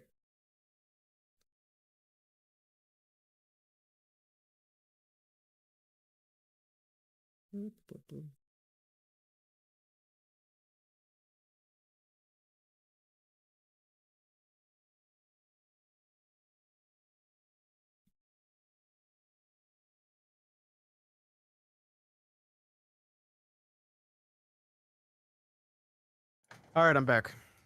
I'm back. I thought you were going to run away from talking about DMC2. It's just, sister, there's not that much to talk about. I feel. So yeah, for anyone who doesn't know, DMC2, Devil May Cry 2, we are both big fans of Devil May Cry. Yep. And Devil May Cry 2 is very bad. It is is. really, really bad. It is the worst game in that entire series, Yeah, including the reboot. including the reboot. Because the reboot at least had like some fun gameplay points.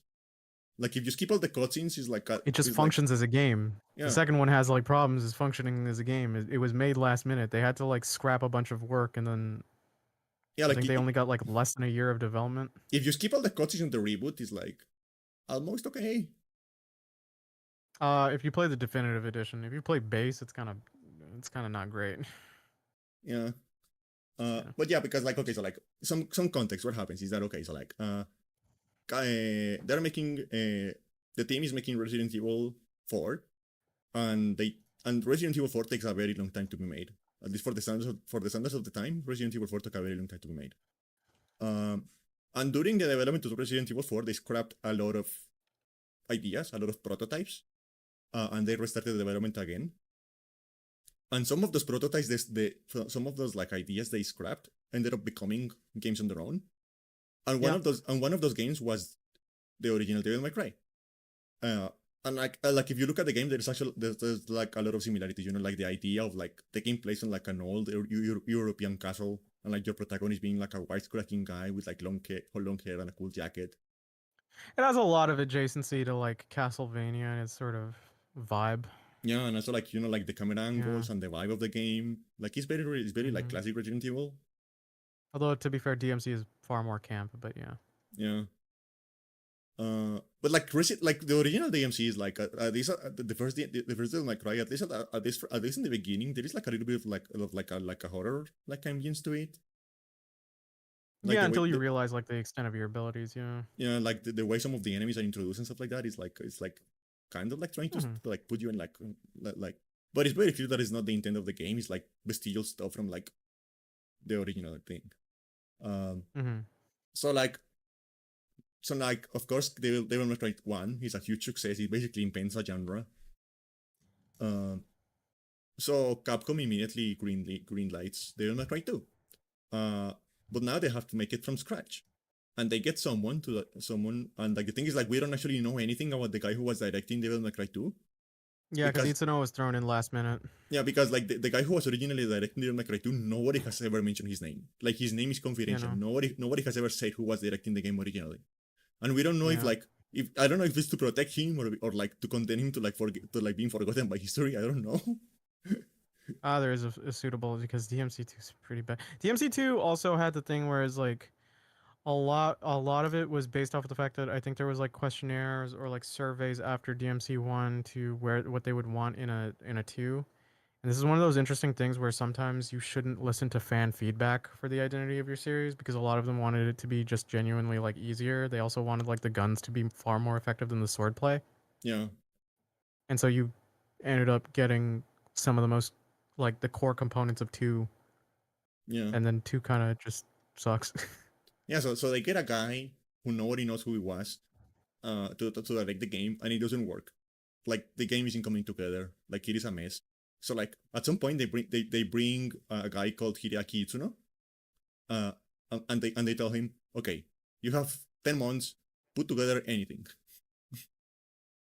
and he Yeah. and the game that came out is the I think result the of that. thing he was the only thing he was slightly confident in terms of the development was like, oh yeah, we finished up the stinger. I'm like, you mean the worst stinger out of all the DMCs? Yeah, but apparently there wasn't even a stinger before he came in. Yeah, it's just like, oh boy, Yeah, so you played it. and I like played it. you have to wonder like how bad was it before he got, because like the thing about like Hideaki Itsuno is that he directed like all of the games after that. And they were Uh, all really good. yeah, like 4 has some issues, like Devil May Cry 4 has some issues with like being repetitive and stuff like that, but like the bones of the game are really good. Gameplay wise, it's very strong. 5 is like a masterwork. 3 is amazing. Yeah, 3 is like one of the best games on of the And genre. one of the recovery things for the reboot was he was overlooking the combat. So he was overlooking and supervising combat, and I think even in definitive edition was just mods being thrown in and Yeah, being repackaged. But yeah, like some of the best parts of even the reboot are still to him yeah. rather than Ninja Theory. So like as far as like games he has directed from the beginning, he's like basically 343 on like making good Devil May Cry games, right? Mm-hmm. So like he clearly understands like what makes a Devil May Cry a DMC game good, right? And he's Yeah. capable of like directing a team to do it. Which is So why like I'm kind of nervous about Kamiya coming back to the fold near Capcom, yeah. because I don't want him touching Devil May Cry. So like you have to wonder like how bad was it before he came in? like like what did they have?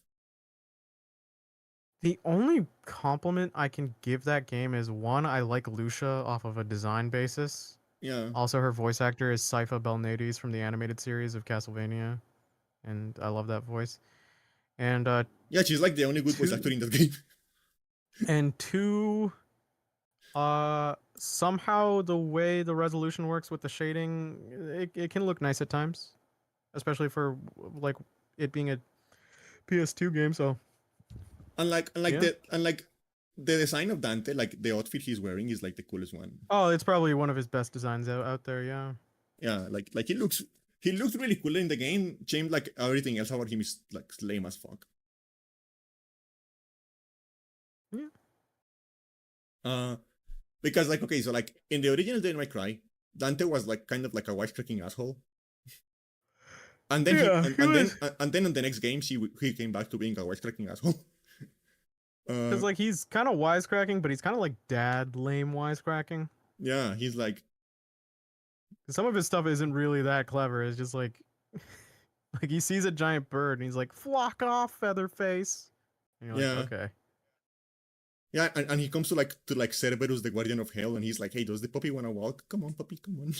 Okay, 3 and 5. Okay, you can clearly tell some distinct differences from Kamiya's Dante versus Itsuno's, because Itsuno is far more consistently playful. Like 1 Dante, he's kind of like he is cocky, but he's semi-serious, especially considering like his interactions with Trish and them.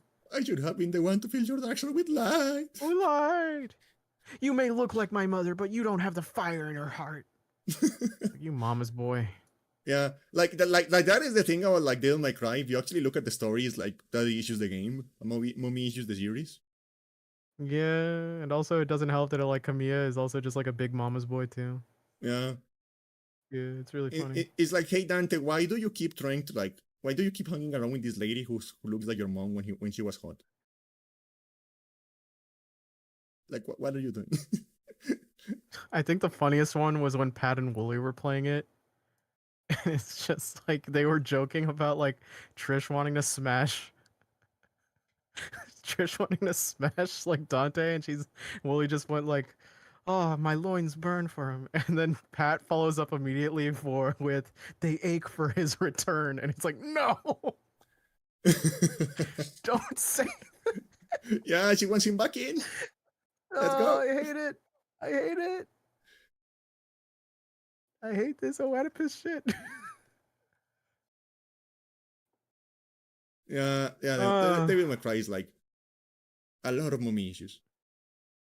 it is because Dante's a big mama's boy, and then Virgil's a big daddy's boy. To be fair, their mom was really hot. And well, what does that add to it? I'm just saying. You're their kid. You wouldn't really notice it. You'd just be like, yeah, my mom. It's like my mom is pretty, and you'd say that, but you wouldn't lead that for the entire motivation of your life. Yeah. Not Yeah, I without guess. someone going like, bro, are you good? Bro, why you keep talking about your mom like that? Bro, what are you doing? Yeah, why do you go really like detailed in how she looks, and every time you do, you have like this weird woo face? Could you not talk to me anymore? You are concerning. Yeah. I'm calling the police. Don't worry, she's dead. What? Oh, there's a lot of stories like that. Oh. Of people who are like their house is stinking and they come in and it's like a weird dude with like the cadaver of his mother. And like, there's a lot of stories like that. If And I they're remember always bad. correctly, though, like They're always if I bad. remember correctly, though, like Freud and the Oedipus complex is a discussion point. I know this is a weird place to take the podcast. I think if it was like its psychological like credibility is completely like off base Yeah, because Freud was like an off case where he wasn't raised by his mom. He was raised by his wet nurse. yeah. And also, So for all intents and purposes, yeah, he felt like a stranger to her. like what is the saying? Which The probably insane dictated some things. what is the saying? Is like the crazies running the lunatic asylum. Is that like Pretty much. that was kind of Freud's deal. Like Freud was very clearly Yeah, not okay. Freud was trying to normalize. Freud is the guy whose drunk thoughts are coming out, and he's trying to convince you they're everyone's thoughts. Yeah, And you're like, no, dog. And he's like, no. If you really let me try to rationalize it. yeah. Like everyone was everyone has thought about fucking their mom. Like let me think about this. Let me like everyone has thought about that. Like So Freud, you ain't spitting. yeah, Please stop. yeah. But unfortunately, he did not stop. He did not stop. He kept writing, Yeah, and everyone was like, God, please stop. yeah, yeah. Like it's very clear. Like if you actually look at like the stuff he was doing, like it's very clear he was kind of crazy, and also just like in a lot of cocaine. Yeah. Like he was just Anyway, back to Dante. he was just doing a and lot of DMC1. coke. So okay, we're doing this lead up to 2. Are we gonna talk about 2 now? Yeah. So Okay. yeah, 2 is bad.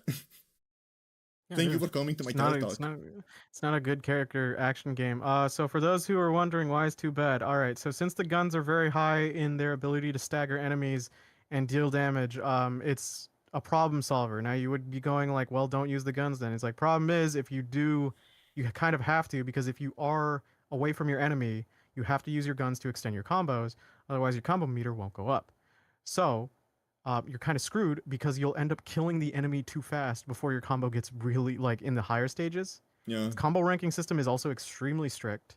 So if you're a kind of person who wants to do S rank boarding, tough luck because in order to do it, I've mentioned this way before in one of the early podcasts. There is only one guide at the time of like me mentioning that where a guy bothered to S rank DMC2 and he literally says it in his he did it, but he literally said in his guide is like, yeah, I don't think you should do this. And he also went like, in order for me to have gotten the S ranks, I couldn't do it fairly. Like he couldn't use base Dante and base Lucia. He had to use their unlimited devil trigger modes and stuff like that. Yeah. Which means you would have to replay the game like 4 times over, then go to the base of each difficulty, and then do it. And the combat just isn't fleshed out. Yeah. You don't And have too many intricate combos or like interesting dynamics. You don't have devil arms. yeah, and So yeah. like another problem with the way the game works is like the way and that also like discourages like you from like using your melee weapons is like the way the combos work. Um, because okay, look, the way combos Or work just in like mash. the way combos work in like most characterization games and the way they work in like all of the other DMC games is like okay, you have like strings of buttons and like the way you modify is like you know what buttons are you pressing and like the Unique. spaces between the button presses. Also, certain unique inputs as well. Yeah, but like in general, Yeah. it's like combos are like XXX or like XX then pause then X, right? Yeah. And stuff like that. On the Devil May Cry 2, what happens is that like you just have to match X, and if you want to do different moves, you have to wiggle the stick, which doesn't work because the lock-on is broken. And it's just like it just feels bad anyway, but like the lock-on is broken, so like wiggling the stick just like makes you hit nothing. And it's Game's so super annoying. fucking And also like again, like there is no weapons because like okay, so like in Devil May Cry 1, you have like the sword, but then you also have like the fists, and you have yeah. like Ifrit. yeah, and you have like Sparta, which is like also like a sword, but it is like way bigger. It has like different moveset, and You it have turns into a spear. you have Rebellion, Alistar, Ifrit, Sparta, and they all have their like unique styles, and then you could swap in between them, but not as fast as other games, but still Yeah, enough. and like and And like you had unique inputs. and like even like the ones that are also like a sword, because like Sparta is a sword, but it like depending on the combo you're doing, it like a transform into like a spear. And a scythe. Yeah. Yeah, so like there is and like again it has like its unique moveset. It has like unique combos and stuff like that. In Devil May Cry 2, you only have like 3 swords, and the difference is like this one is slower but makes a little bit more damage, and this one is faster but makes a little bit less damage. So there is no Yeah, point they're in like very lazy. so there is no point in like doing any of that Yeah. And like one of them has like slightly higher range, but like it doesn't make up for like how much range the guns have. Like it doesn't come even close. And also like in Devil May Cry 1, your guns, your pistols were like semi-automatic, so you had to like press the button every time. Oh, you also had a variety of firearms, and I Yeah. mean, I guess if I remember correctly, you do get multiple guns in DMC too. Yeah, in Devil May Cry 2, your pistols are like automatic now, so you just have to hold the button. Yeah. You don't even have to mash the button. You just have to hold it. Yeah. It's not... And when you go into Some of the devil, bosses also just kind of break under it too. and when you transform into like your devil trigger mode, the guns become like machine guns, so they're even more broken. Um, it is kind of cool the way Dante like shoots at multiple enemies, the way he splits fire. Yeah. But the thing is, like, it looks cool, but it doesn't feel good. So Doesn't. it's like it's bad. His Devil Trigger is also just flawed because he has the Sin Devil Trigger in 2. But the problem with the Sin Devil Trigger is the Sin Devil Trigger hinges on you getting low health. Yeah, The whole but because the but game is so the pro, easy, you have to like do that intentionally. You have to like farm damage. you have to do that intentionally, and also the thing is like with a DMC game, you want to gain more power off of the momentum of doing well in a mission. Yeah, Like I get it as a recovery option, but then it's just like it's incentivizing you getting hurt. But then the ranking system would go like, oh, you got hurt and you use Sin DT. It's like it doesn't make you feel good about having a certain thing in your kit. So why yeah, bother utilizing it, even yeah. if it's broken? Like, yeah. I mean, if And you don't like care about ranking, sure, but it's just like so tied to the identity of those games. yeah, and it's just like it doesn't like just like you can tell they had like some cutscenes and some levels, and they had to just like put something together because the story like doesn't flow. It doesn't make sense. It just jumps between places for no reason. Like there is this section where you go. I There is this yeah. section where you go into like a city and you get into a fight by a helicopter, and then you have to climb a building and you fight the helicopter on top of the building, and then you jump off the building and go back to the street where you were for no I'm reason. tired of this age of games that we're in where here's the thing. I don't mind remakes, but we're always getting remakes of good games. Yeah, Reboot and remake bad games to be good. yeah, Show me what the initial vision was with proper execution and if that was worth having. yeah, Because like DMC2's up there for it. I think DMC2 should be rebooted. Honestly, I don't think it should be remade from to be yeah. as You accurate just like because take you some could make it. pieces, take some like bits and pieces, and Yeah, like like keep Lucia, keep some of the boss ideas, and then just rework it so it works better for the framework of like who Dante is from 3 onwards, and then yeah, it'd be fine. But it's like Yeah, I get it. It's because like a remake of a good game is a higher selling thing, but I feel like at this point, when you do that, people are just gonna wait for the bad game to finally get remade. But they're never, if you're never gonna remake it, they're not gonna really continue the series, and Yeah, just becomes homework. So yeah, and it's like do it. uh, Cause like I'd get with DMC, if they made a DMC one remake, I'd be like, sure, whatever. DMC one's kind of flawed.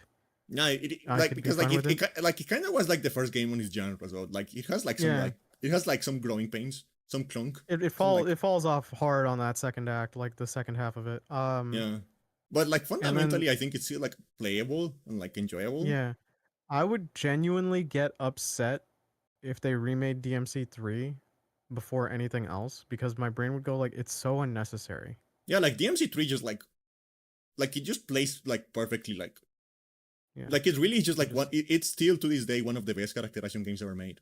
Like it just plays so yeah. good, like it flows great, like the pacing is fantastic, the combat is fantastic. You could Especially yeah. especially if you're playing the Switch version with like the instant weapon switching. Yeah, yeah. That's why I got the Switch version.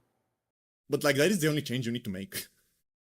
And then DMC 4 like you could remake it because like yeah, that game was rushed and it had a different vision. Like Yeah, like flesh out the second half of the game, like make it like more unique yeah. levels.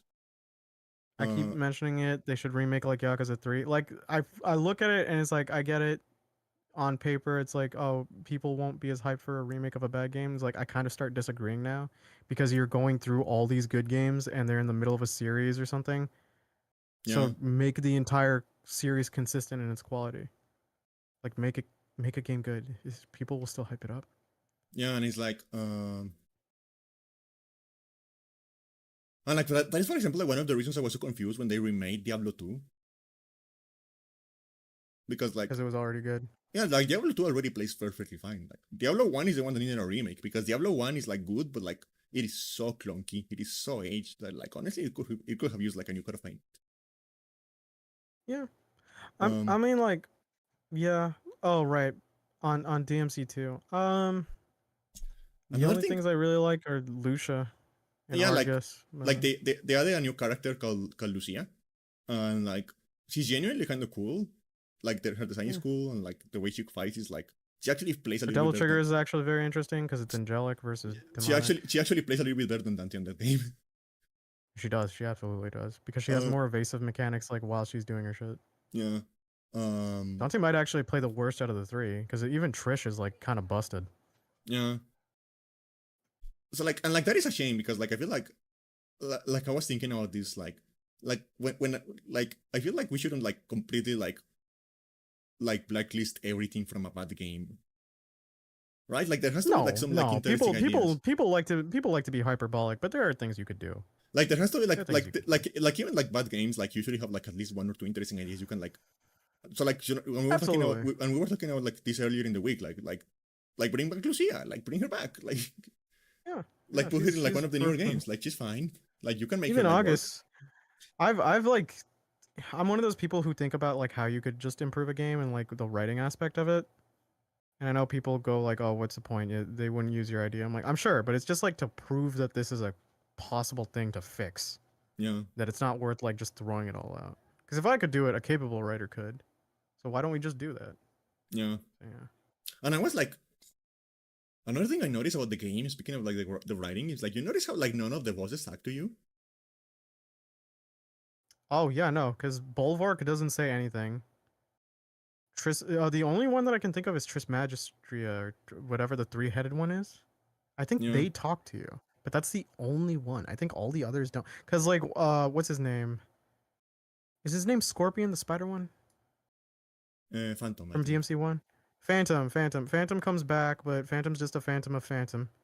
Yeah, and he And doesn't talk then because like that was the thing. That was one of the things about like Devil May Cry 1 and something that like continued over as the series like keep happening. Like as more games like on the series came coming, like that they brought it back.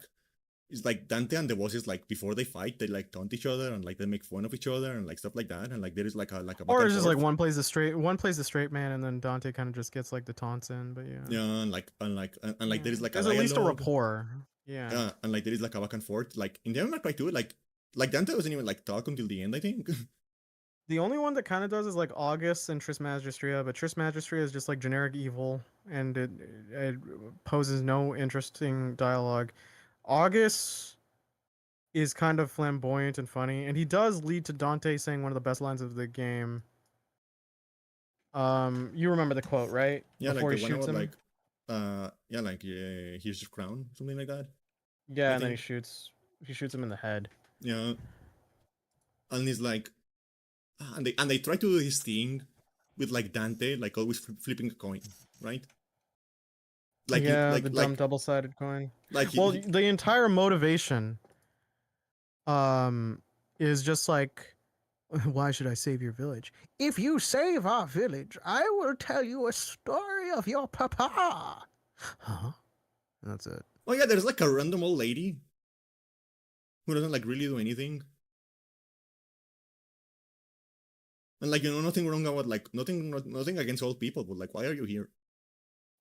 You know what? He does get a couple of bangers because he fights August and he goes like, King, yeah, here's your crown. And the other one I think is like a false coin for a false god, Yeah, which is pretty hardcore. But like, yeah, yeah, but like you here's know. like he's still like doing this thing with like, yeah, I'm going to like someone asking for help and he's like, okay, I'm going to like let this coin flip the side. But he flips a coin and he's like, hey, I guess it's your lucky day. But then like at the end of the game, it's revealed that like the coin has like two heads. It's double-sided, so he would have taken the job anyway. Yeah, and he's like, okay, I guess. It's just annoying. It's just annoying because like you go from him being like kind of chipper from one to more dread into and brooding, and I suppose it's just like the off work of like him finding out that like he like Virgil's gone. Yeah.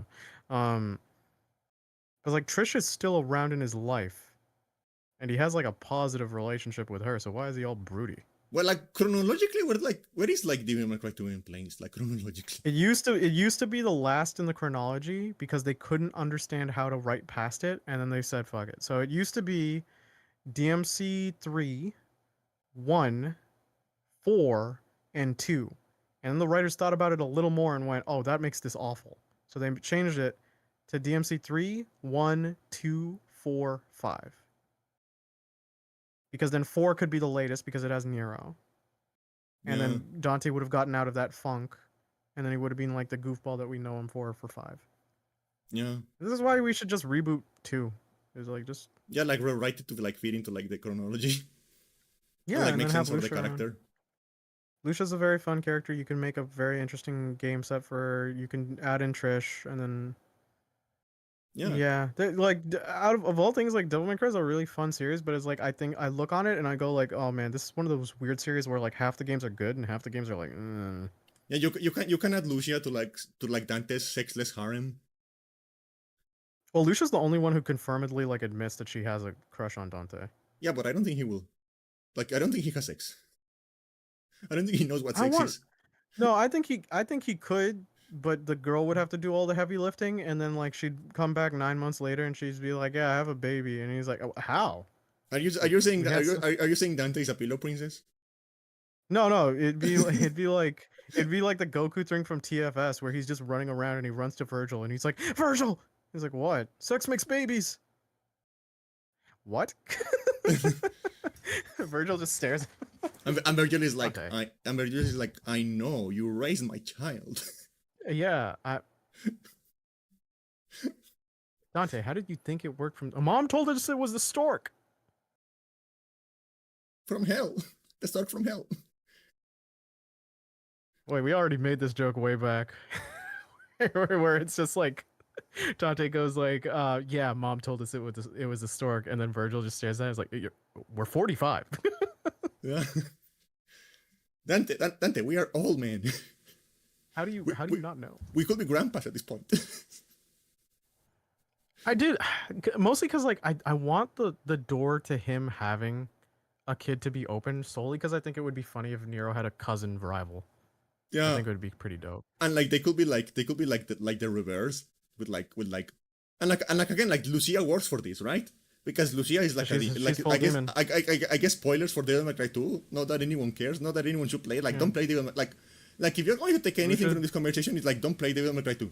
Play the other ones, but don't play that one. Lucia's just a full demon. Yeah, like Lucia is full demon. So So then So like, her and okay, so Dante's like, kid would be 3/4 demon, and so then Nero is 3/4 human. yeah, because So Dante and Virgil, they are brothers and they are both half demons. yeah, Then Virgil has a kid with like a human woman, so his kid is like 1/4 demon. But yeah, then Dante has a kid. Dante could have a kid with like Lucia, who is like a full demon woman. So his kid will be like 3/4 demon. So like yeah. they will be like the like perfect contrast. Like Dante's kid is like 3/4 demon. Virgil's kid is This like 3/4 also human. this also Um, works. I mean, if we want to be weird with it, it also works if Trish was it. If people have problems with Lucia, and then you could still have like the parallel if we went with Lady, because then it would be another person who's 1/4 demon. Like you yeah, could do so many options with this. and you could like make them like the opposite. Like like Nero is the like one that like is like wisecracking and like stuff like that, and like Dante's son is like all serious. Oh and yeah, because broody. yeah, exactly. Because like of them, like you could even you don't even necessarily have to make it just the son of Dante. You can make it a daughter, get some female representation in the Yeah, player base, and just it'd be fun. and like I would also enjoy seeing Nero as like an older brother figure, but he is so out of touch. yeah, and like you can flip the dynamic and like have them actually like be allies from like the get go, Yeah, yeah. and you can still get like some like bickering in there because brothers like I have Yeah, a sister, exactly. I have a sister. You are mean to them Yeah, sometimes. yeah, Like yeah, you yeah. love them, but you are mean to them sometimes. I like the idea of Dante's kid like being more adamant and strict, but somehow still starting fights with Nero. Yeah, and also like just the idea of like Dante's kid being like 20 years younger than like Nero. So like That would, that's why, Nero will yeah, make fun that's of why him I for like want being a them. baby. Yeah, that's why I kind of want like the cousin reveal to just be like, oh, they actually did have a kid for quite a while or something. Like I'd be fine with that. I don't mind. Yeah, but I still think I still think Dante's kid should be should be younger. It would be funny to just see like a 20-year gap between the two. That would be pretty funny. Yeah, It's like, whatever, old man, I'm your cousin. Yeah, I like could call you uncle. can you imagine like 40 for like Nero is on his 30s trying to deal with a teenager and like and he's like exasperated. He's like, I've never had sex. Why do I have to raise a fucking teenager? I didn't Kiria's just in the background like crying. I have to raise a teenager and I didn't even and I didn't even to have sex before that. What did I do to deserve I think this? he. You honestly think him and Kiria haven't done it? I think him and Kiria have done it. Yeah. I genuinely think they've done. They I'm did just that shit. I'm just imagining like conversation in like on like the store or like the van or something like that. It's like everyone is talking about like their experiences and their experiences are Dante is sitting there being like, okay, so like am I the only one who has never had sex here? Looks around. Oh, I think some of the girls act like they did, but they didn't. Yeah. I feel like Dante and his harem might all just not know what it is. Yeah. Yeah, so that was Devil May Cry 2 talk. The moral of the story is if The level design is also like horrible because it's like yeah, it hallways. is. Well, hallways, empty spaces, nothing doing, or you get like the cityscape, but it's all empty, so there's no point. So it might Yeah. as well just be a hallway. And so like one of the bosses is just like a fucking helicopter. Yeah. Like So this is the point of like guns. You can't. it's not even like a cool looking helicopter. It's just like a helicopter. Yeah, there's no point in using them, like using your melee weapons because Dante doesn't have good aerials. So you might as well just shoot with your guns. So the whole point of Dante as a character, one of the things that makes him intimidating but also extremely interesting is he is the most technically complex character action video game character on the face of the earth. Like Yeah, he has because so many systems going on. he has like every game he has like at least 4 weapons, four range, 4 melee weapons, and like 4 stances. So he's like it multiplies. Different like different stances, different devil arms, different firearms, and you can all interlace them to make something extremely unique. Yeah, And now he also has 2 different devil trigger mechanics. So yeah. like there's a lot going on with that character. Like Dante So is to be very in the mechanically entry where heavy. he's yeah, so the fact that DMC2 is where he's the like the least interesting mechanically, especially considering like DMC1 still had enough ground to make him have some fun experimentation. More often than not, I'll be honest, like Ifrit kind of carries hard in DMC1 because he just does that much damage as a devil arm. Yeah, Um, which I love. Like but like I feel yeah, more characters should use like punch stuff. Yeah, he's great. He has his Kamehameha, which comes in clutch if you're fighting Nello 3, and then he also and his Power Geyser, and Yeah, then like swords are cool. yeah. Swords are cool and stuff like that. Sometimes I Like like fisticuffs, yeah. yeah, like when I played when I played the Final Fantasy VII remake, I was almost all the time I was controlling Tifa because she's so fun to use. I think it's also why like I like Nero slightly more than Dante in some places because I love the fact that he's kind of a grappler, especially in 4. Like Yeah, the grab, the grab the projectile, throw it back, all like everything about Snatch. I just love. So I'm just imagining again like I'm thinking back at like the idea of like Dante's kid, son, daughter, whatever, being a teenager, and Nero being like on his 30s, and the teenager is like making fun of him for having like a bike handle on his sword. It's like that's what, like you're such a fucking nerd. What do you mean you rev your sword, fucking nerd? I'm gonna beat this kid so Broom bad. broom broom Don't you broom. don't you dare diss Red Queen. Watch, he says that, but then their weapon is also kind of lame and dorky too. Yeah, like kid, you have two katanas. Shut up. You're just like you're like my dad. You fucking nerd. Yeah, and I don't know. I feel like that would be like a fun idea because I feel like the ending of DMC5 like sets it up to like the idea of like maybe like mending things over with Virgil a little bit. Yeah, active war criminal. Yeah, but like you know we His can ignore family. that. His family. But like yeah, He's kind of a piece of shit, but he's my brother. I feel like the end of the May Cry 5 kind of like sets it up to like maybe he's going to like maybe a little bit more like open with Dante. Maybe they're like going to like try to get along now. You know, Well, like the thing is, he's now genuinely on par with Dante. He's like at that same strength threshold, and they're both like far stronger than Mundus ever was. So yeah, like they're kind of on the top of the food chain. yeah, So the whether or not like Virgil's gonna come out of it going like I need even more power is like debatable. yeah.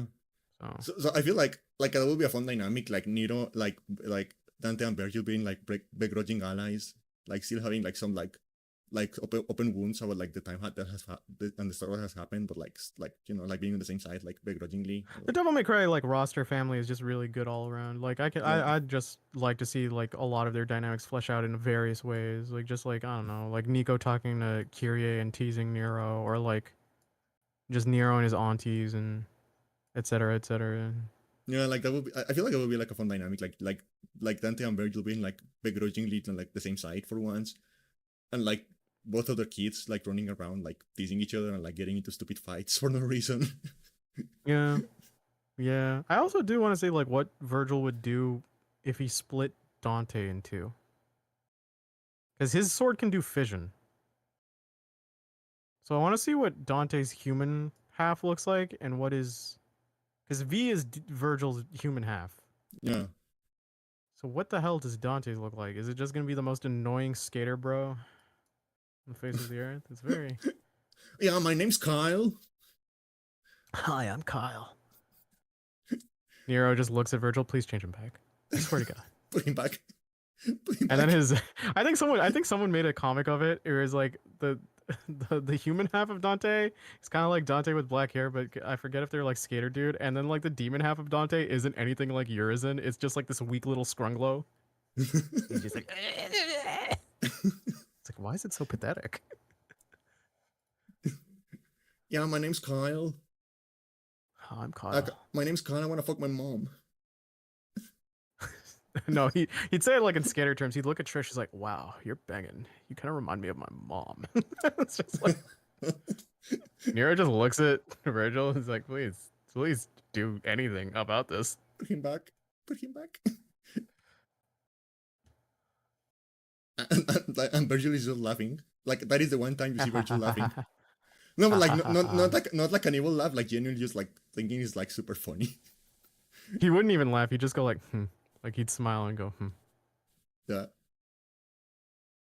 Yeah, Nero, like take out your smartphone and record this for me so that we may show Dante when he remerges. yeah. He's. I will never let him live this down. Let him live this down. Anytime we visit Mother's grave, I will play this. Yeah. Oh man, that's yeah. Do you think B had sex before he got fused again? No.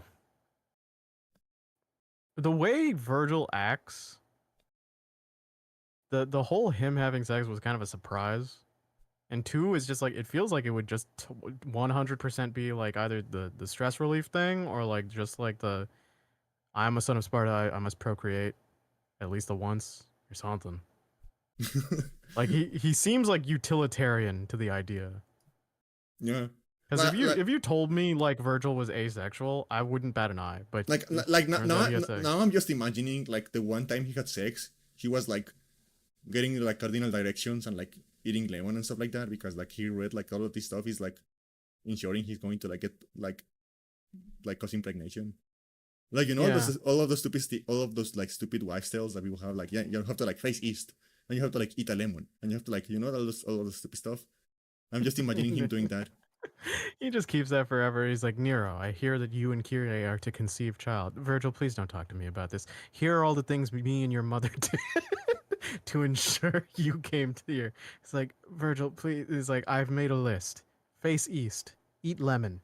Make sure that you do. I'm sorry. I asked Trish and Lady for what the colloquial term for you Utes are. Pile driver position. Okay, Virgil, that's enough.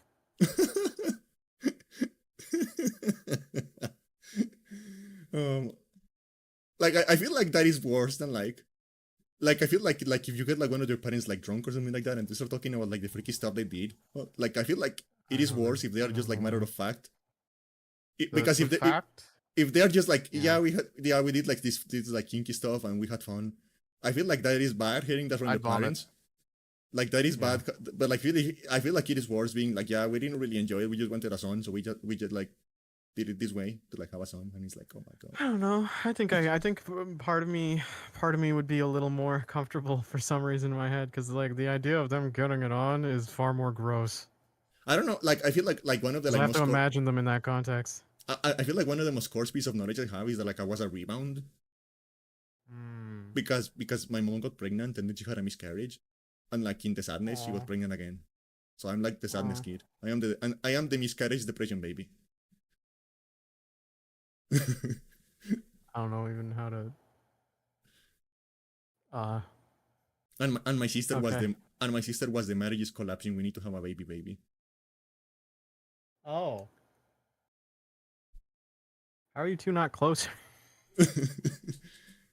We are like this is going to sound weird, but like the reason my sister and I are not closer is like we are too similar in like the wrong ways. That's pretty funny. No, I know people like that. But like yeah, like as much as I know, like yeah. As much as I bicker with my sister, like the fact of the matter is that if someone like hurts her, they are never going to fight all of the parts. Oh yeah, no, I get you. I'm like that with like my one cousin because she's like the closest thing I have to a sister because we're like cousins on both sides of our family because our parents like double dated. So like, huh? my dad's cousin dated her mom. Like, our moms are sisters. Our dads are cousins. So she's my that's double cousin. weird. Yeah, well, it's like it was just like a double date thing. It's like it was the '80s or whatever, and it's like okay.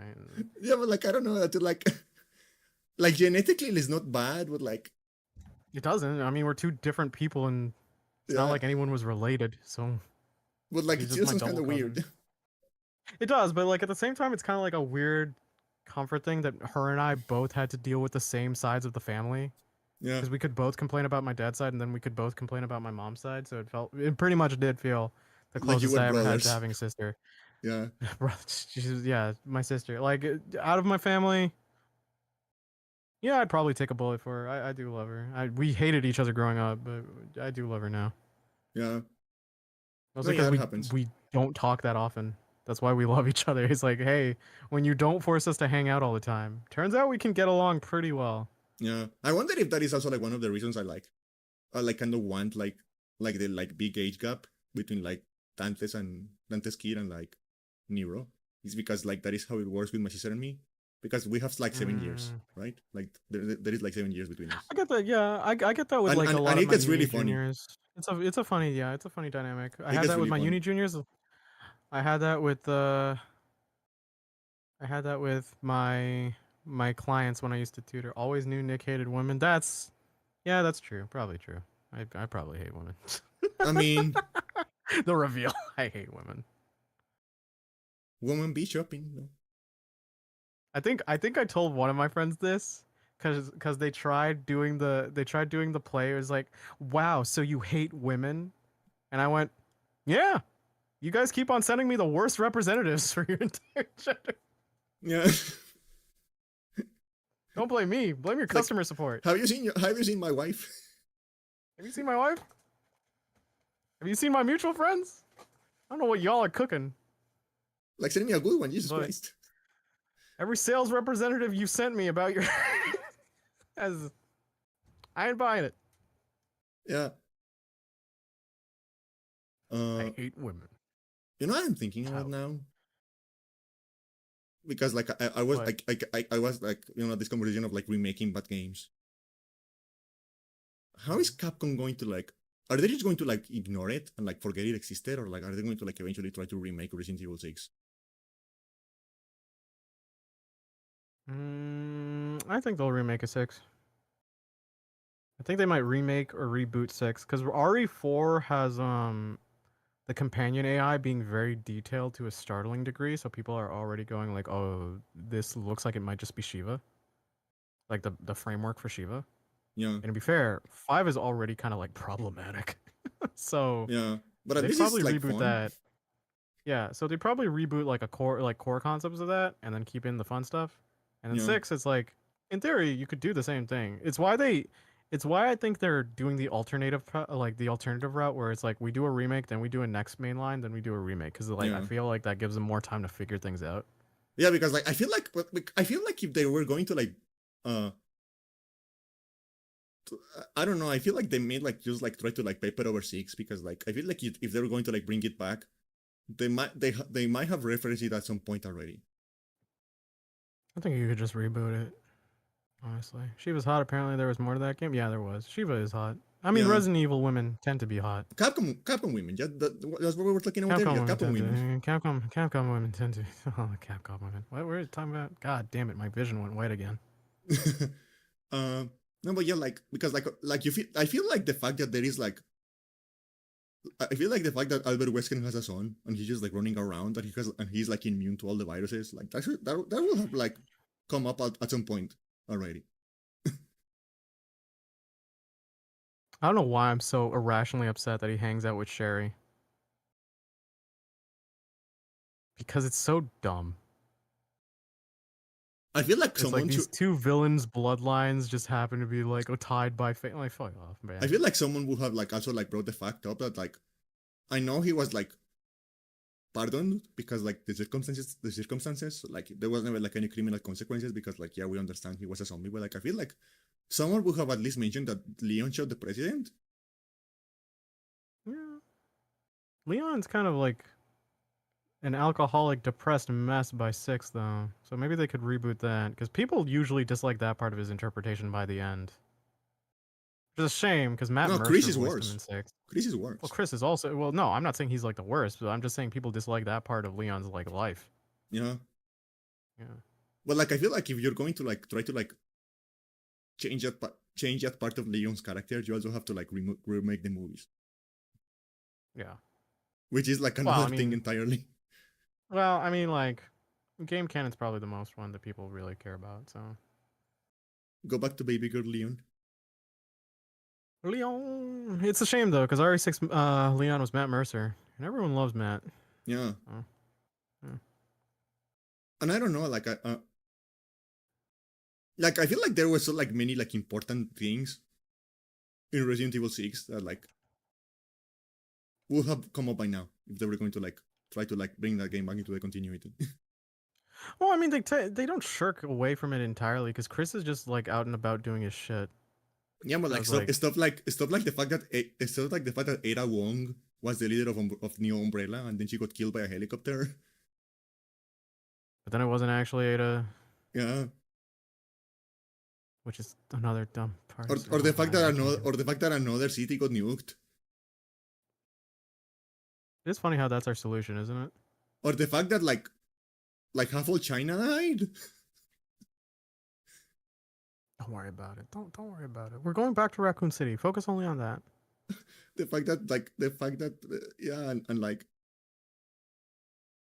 I do hope that like I don't know, like I do think like I genuinely think like in Resident Evil 6, like in like Resident Evil 6, like Cherry is like one of the prettiest female characters in like any video game ever.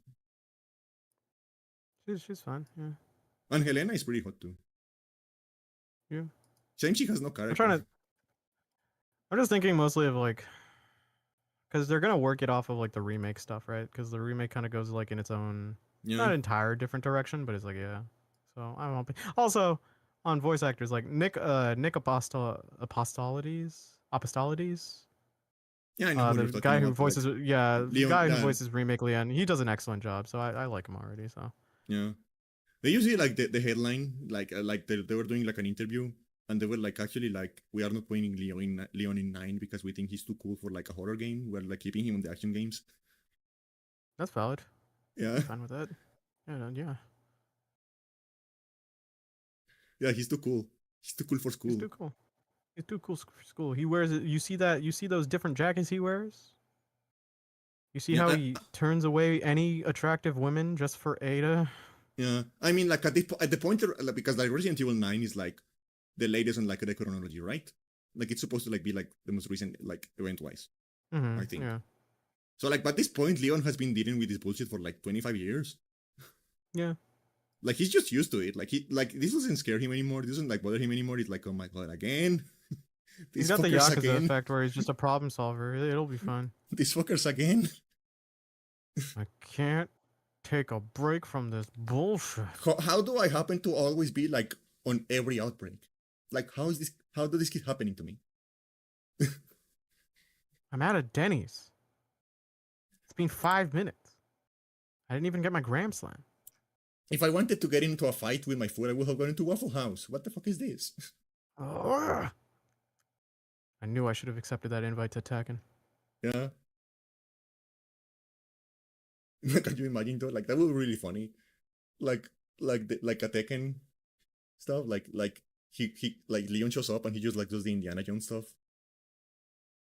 But he's gone. It would be pretty fun. I mean, he's good at CQC too. Yeah. Give him a knife. Yeah. And give him a knife. I still think that is a real shame that nobody wants to direct a new Soul Calibur game.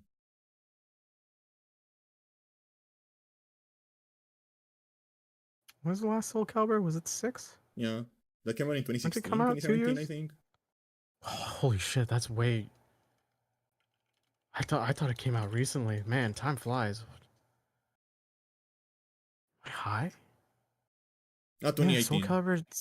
Soul Calibur 6 came out 2018. Time flies. That's 7 years ago. Jesus. Yeah. I don't remember it was like roughly like around the same time as Tekken 7. Like they were like coexisting. We were talking about a Nero server. Jesus. We were watching the direct that Pro ZD was in. Yeah. Yeah. Yeah. I don't like the passage of time. But the passage of time likes you. Could it not? Luck doesn't like me. Why's it gotta like me? It's fuck. Yeah, it's fucked. Got us a fortune. Got us a fortune. Nah, I ain't about Nick. God of time is like I want to get up in that. It's like I got to like my new job and they were like doing introductions, right? Because it was like a group of people and we were doing introductions, and we were like all of like introducing ourselves, and one of them is like, "Hey, I'm my team," and I was like, I was like retreating. I was like retreating into my seat, like slowly turning into like dust, and like, oh my god. That was me when I used to work at the uni, where it's just like some of my juniors and I were just doing co-working projects, and then like one of the people on the team was just like, "Oh yeah, I just turned 18," and I'm just like, "I'm 28. You are but a wee bab." Yeah, you're 10 years younger than me. What do you mean you You're have 10. a job? You're a full decade. While you were nothing but a twinkle in your father's eye, I was out on the schoolyard, craving chalky milk. Yeah. You fool. You simpleton. I'm just thinking about the fact that like when I was 10 years old, I had already like I had already like discovered video games. I had already discovered pornography. I had already like, and that this guy didn't even exist yet. I think about it too is like when people go like, "Oh my god, like I was like 4 when the Nintendo DS came out," and I'm just sitting there like, "My god." And those people have jobs now, Yeah. and some of them I have don't children of their own. I don't like this. I don't like the passage of time. I'm going to a wedding in 2 weeks. I've never been invited Then to a I wedding. and then I gotta. Lord knows I'm gonna have to have another kid who ends up having a kid, like another friend who ends up having a kid. No, like I remember, like last time I spoke to like one of my Ugh. like, last time I spoke like a couple of years ago, I spoke again to like one of my like high school friends, and she was like very good at like being friends with everyone, so she knew a lot of like Mhm. what everyone was doing, and like 20 people have like kids now, and I'm like, oh my god, Yeah. Yeah. Yeah. like like Jesus Christ. I I don't know, mean, like summer is also wedding season. like So I don't want to be mean, but I feel like if I ever got invited to a wedding, I wouldn't go. I I mean, feel like I it feel like I will depends. be I feel like I will get so fucking bored. Oh, it's not that bad. Like the wedding ceremony itself is whatever, but the reception is like when you kind of like just sit around, talk with people, eat food. This is Un- just a chill vibe. unless the ring bearer is like a raccoon with a top hat, then I will go. Oh yeah, gimmicky one. I've been in a wedding where the dog was the ring bearer. That was cute. Yeah, Yeah, he had a little. His collar had a box attached to it, and then they just uncuffed the box from the that's collar, cute. and he like his mouth was just open, his tongue was out. He was a golden retriever. He was cute. I just feel like everything would be better if there was a raccoon with a top hat around, Yeah, well, yeah. just like hanging around. Like it doesn't even need to do anything, just be there. A rogue gentleman, Yeah, yeah. I feel like you Zorro. like with the little like mask they have, it would look like he was going to like a masquerade party or something like that. I don't know why, but with raccoons, every time I see them, I want to hold them up like Rafiki holds up Simba. Yeah. I think it's the little like It's hands. I think it's the way Yeah, they hold the little and is the little hands, and they kind of sometimes they like when they go biped, they just naturally T pose. It's like the most adorable shit. yeah, and like they're like little like kind of fat, but like in like a bottom heavy way. Yeah, Like their yeah, belly is like very round, and it's like I yes, love raccoons. They're cute. and they Look at the roll little around critters. sometimes. Yay!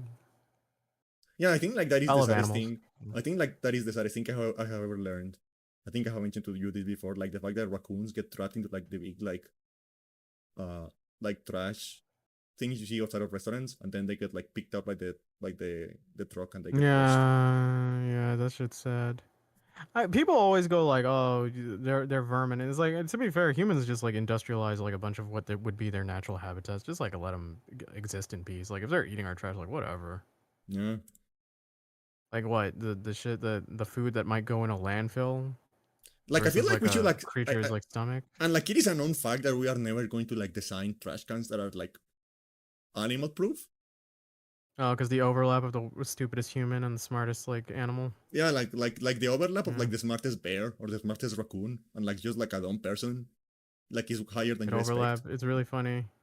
So like if you design a trash can that a bear cannot open, some Neither people can are a not going human. to be open it either.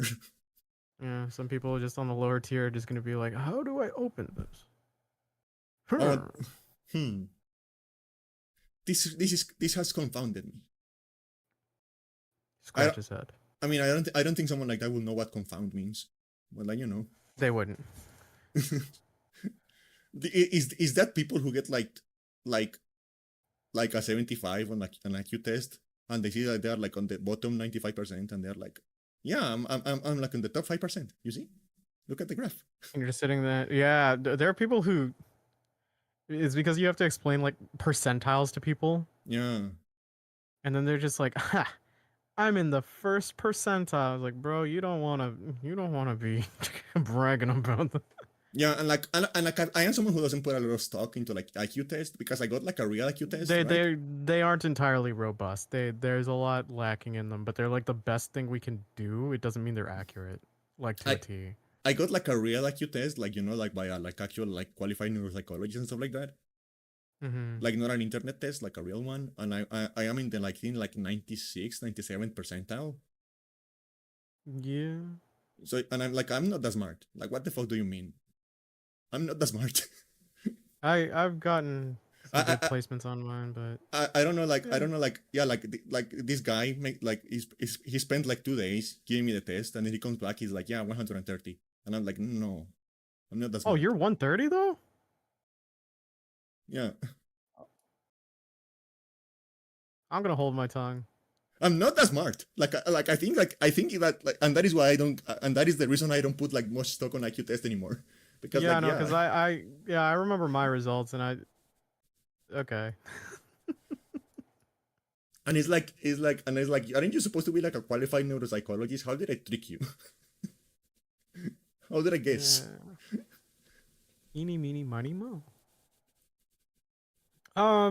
Because if Yeah, it no, was because if it was an online IQ test, like like an online test, and I got like a you score can that only take high, those with a grain of salt. Yeah. I would be like, yeah, I got lucky or something like that. But like, it was like 2 days No, of because like contest testing. their questions don't cover the whole shit. So It was like 2 days of constant testing, and like he was like supervising it, and like it was like a lot of stuff going on, and then he comes back, he's like, yeah, 130, and I'm like, no, mm. no, like you don't have to hold your tongue, because I don't think I'm that smart either. No, it's not about you being stupid. I'm just surprised. And like I don't know, if I feel like if I am actually smarter than like 97% of people, that is like very bad for humanity. Yeah, because like I remember doing mine and then being surprised and being like, oh, my number is actually pretty big. But it's like you're much more of a critic of yourself because you're just like you're remembering every stupid decision you've ever made and Yeah, information you lack. So you're just like, this can't be true. Because like even then, like it's been mentioned before, IQ tests are not robust enough to fully articulate the entirety of a human's intelligence because there are so many different capabilities of intelligence yeah, that are not on that test. But it's like it's quote unquote the best grain of salt thing we have is like a barometer yeah. No, to the best of our abilities but to like, figure that shit out. but like then after that, I started going to like more regularly to like another neuropsychologist, and I got like my autism diagnosis and stuff like that. And I realized like, oh, maybe I am that smart, but the problem is that I am like autistic on like a specific way, but I'm very smart, but I cannot use it. I count these jelly beans in this jar. I throw that at you. Because I do remember I have surprised me at points. Like I do remember when I was like in 10th grade, we were doing like some like math stuff, and I just like accidentally just by like I just looked at like the problems on the I looked at the problems on the like board, and I thought about it for like a second, and I like invented a completely new formula that is like faster but still like as accurate. And the It's professor fine actually accepted it, and I went like, okay, as long as you show your steps. Yeah, but like at the same point, like if it was shown to me, I'd have to. The problem is like if it's differentiated from what we know, I have to completely verify it within a certain range of like numerical values because the problem is with any personal made equation, you have no idea how far the range of acceptable inputs there are. yeah. Well, that's the thing. So, I actually did. I yeah. actually like my teacher and I actually like did stress test my new equation, and it actually works. Yeah, it's just like because like there are instances where I just go like, okay, well, first I haven't seen this, so let me search if this is a valid one. Okay, I haven't seen this, and then I have to test it within certain ranges, and then I go like, okay, it works up to this, but then once we get to this value, Yeah, or like we input like a certain thing here, then this kind of does fall apart. So yeah. I do remember like I don't know, like I know that there is like some stuff where I'm just like really good at, specifically with like maths and like patterns and stuff like that.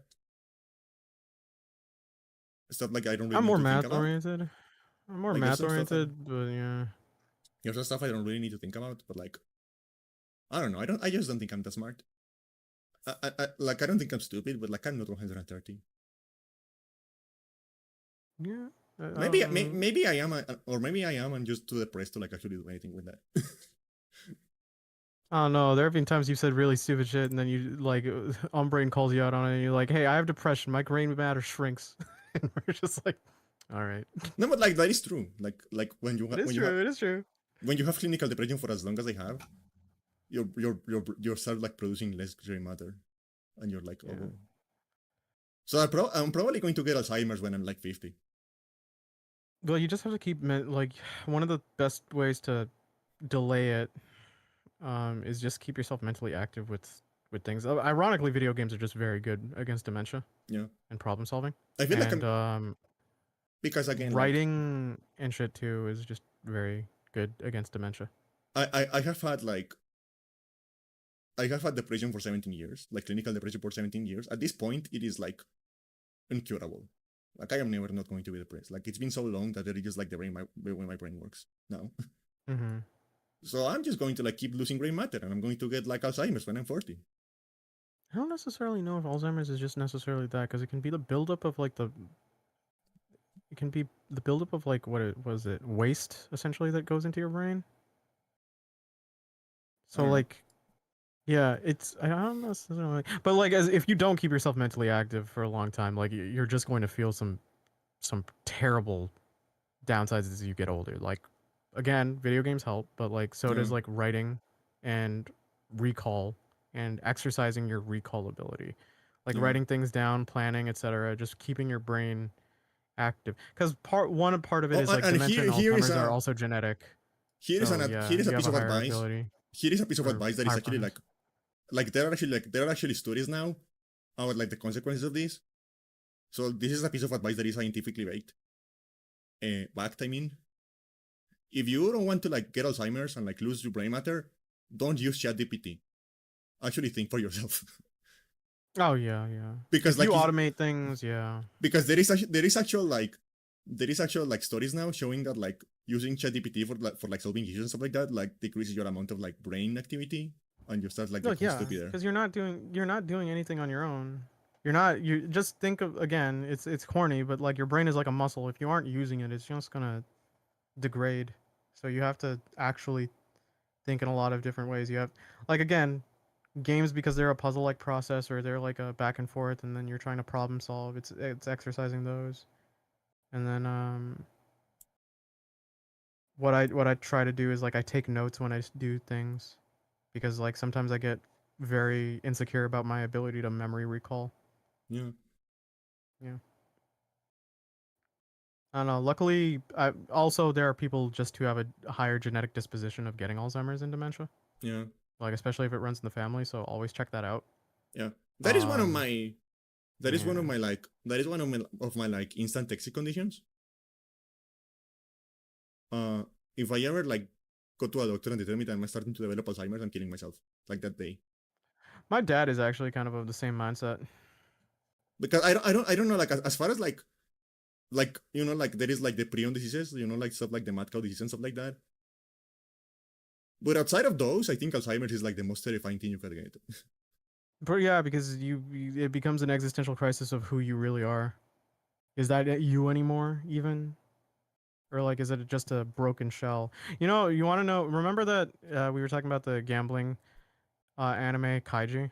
Yeah, He also the mangaka made a work called Akagi, which is the mahjong one. And in the sequel, Akagi's older, and he finds out he's getting dementia. So he creates a suicide machine. And all the pro tags are like, Akagi, don't kill yourself. We love you. We will take care of you. And so they play a mahjong game, and Akagi wins and kills himself. well Well, well Akagi just goes like, I wouldn't want to die being not being who I am right now. And he passes away, and all of his friends are inspired. But it's yeah. just like it's just kind of funny on paper. It's just like I've made a machine to kill myself. You must meet me in mahjong to win. And he's like the power of friendship. Oh, he's dead. It's like you know that old movie, that really old movie where a guy plays chess with death. Oh yeah, yeah, yeah, It's like yeah. that, except death just went to kill itself. Yeah. it's just it's still just the funniest like interaction when you really think about it with Akagi, and everyone just kind of like remembers how he hooked himself up to a machine that would just that would just lethal inject him The funny thing when he is like wins mahjong. the funny thing is like suicide machines are actually a thing now. Yeah, but it's just like it's still funny. It's just like They like sedate you and they like fill like the capsule with like nitrogen so you'll stop breathing. the cool thing about Akagi though, like when he's dead, is his tombstone. People like tear off a chunk of it because they think that Akagi was so stacked with luck that a piece of his tombstone will give them good fortune. To the point like when you time skip, you see that his like tombstone has like a bunch of its stones gouged out. Yeah. But like yeah, it was a cool design. That I liked a lot about like it. that reminds you of like this fact that like you know how like a lot of like medieval tombs have like iron bars on top of them, Mm-hmm. and there is like this myth that is like the people believe that like the death will come back, so they put like iron bars on top of the tombs. And it's like no, the reason there is iron bars on the tombs is because people were stealing corpses all the time. Oh yeah, to get rid of grave robbers. Yeah, that makes more sense rather than a zombie apocalypse like Yeah. precaution. That is a funny idea though. Is that the undead comes back and is like, oh no. Oh, fuck off. Why do I have the Ah. bars? Fuck off. They installed the bars. When did they install the bars? Clinks the bars. Is anyone out there? Corpse next to him. Yeah. Yeah, They installed the bars on yours too. Yeah. that thing where like the prisoners take like a metal mug and start like running it through the bars. Click, click, click, click, click, Except click. instead he just like takes one of his like ribs and starts doing that with the rib. Click, click, click, click, click, click. Walk up to him. Yes, can I help you? Yes, I'm undead. Could you tell me what this is all about? Oh, ever since the Great Witch raised the dead about 10 years ago, we've put bars on tombs so that the undead can't come out. Oh. Well, this throws a wrench in my plans. Could you just let me out? Are you undead? Does it look like I'm undead? Yes. So You can I have get out? No. you have one of your ribs on your hand. You are undead. Yeah. Okay, goodbye now. What am I supposed to do in this cell? I love just like there's a lot of like stupid of stuff they used to do like back in the day that people think have like Yeah. complicated like explanations, but it turns then out they're it's like way simple. it turns out it's like way simpler than like you know what a Because fuller is? sometimes it's an armchair specialist, or sometimes it's an anthropologist who got everything wrong. Like you know what a fuller is? A what? A fuller? No. It's like you know how this in swords and daggers and stuff like that, there is like usually like a channel or like a groove, like Yeah. running down the middle of it. Yeah. That's a fuller. That's called a fuller. Oh, okay. And like a lot of people think that like the reason that the fuller is like some stuff about like catching blood and stuff like that. Mm-hmm. And like no, the reason fullers are the thing is because they realized there was a way to like reduce weight without like compromising structural integrity too much. Oh yeah. Sometimes this is engineering expertise. But like it's just like such a simple explanation. It's like Yeah. like sword is heavy, make it lighter. Okay, Well, Occam's razor, right? yeah. Yeah. Like make it lighter. Okay, if we make this little channel in the middle, it is lighter, but it doesn't break. Okay, do that Like with every sword. it's a weird thing where it's yeah, no, it's like, to be fair, like my parents and I have talked about this, where my parents are weird about, like, there are some old superstitions where it's just like, oh, you shouldn't cut your nails, clip your nails at night, otherwise evil spirits happen. It's like, no, that's not true. And then I checked the reason why is like, hey, you know what people used to cut their nails with in the olden days? Knives. You know what would be a bad idea in Doing that in candlelight? the dark. Yeah, so like that's why. And so probably someone made up a wives' tale to make sure their kid didn't do it. Got passed on. Now here we are. Yeah, We're silly little creatures, humans. yeah, we're stupid. Yeah, we're pretty dumb. I mean, but like, I feel like I wonder how much of that is like we are like the first generation to grow up without like lead in our veins. Yeah, but the microplastics will do something. Who knows what though? Yeah, like that is so funny to me that the fact that like if you look at the statistics, violent crime started going down when we banned like leaded gasoline. Oh yeah, no. It's I like mean, there's oh the funny thing of the boomer lead stare, yeah, just like other yeah. it's like oh everyone was like just like lead poisoning into like becoming a fucking psychopath.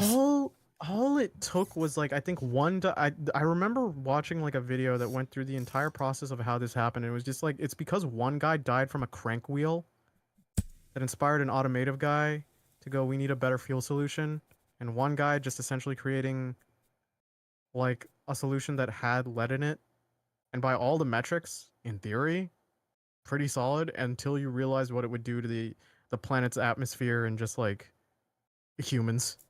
That's And not, we've that's, irreversibly like fucked it because this guy did that. that is like actually one of the theories as to why like the Romans were so violent and like so like bloodthirsty and stuff like that. And that is Mhm. like all of their like cutlery, all of their pots, all of the pipes were made of lead. Mm. So like maybe it was just like civilization-wide lead poisoning. Mm. That is pretty interesting. I mean, to be fair, Romans and like Greeks too, also just like in their engineering stuff, like aqueducts, and then I think we only recently were able to replicate a The concrete?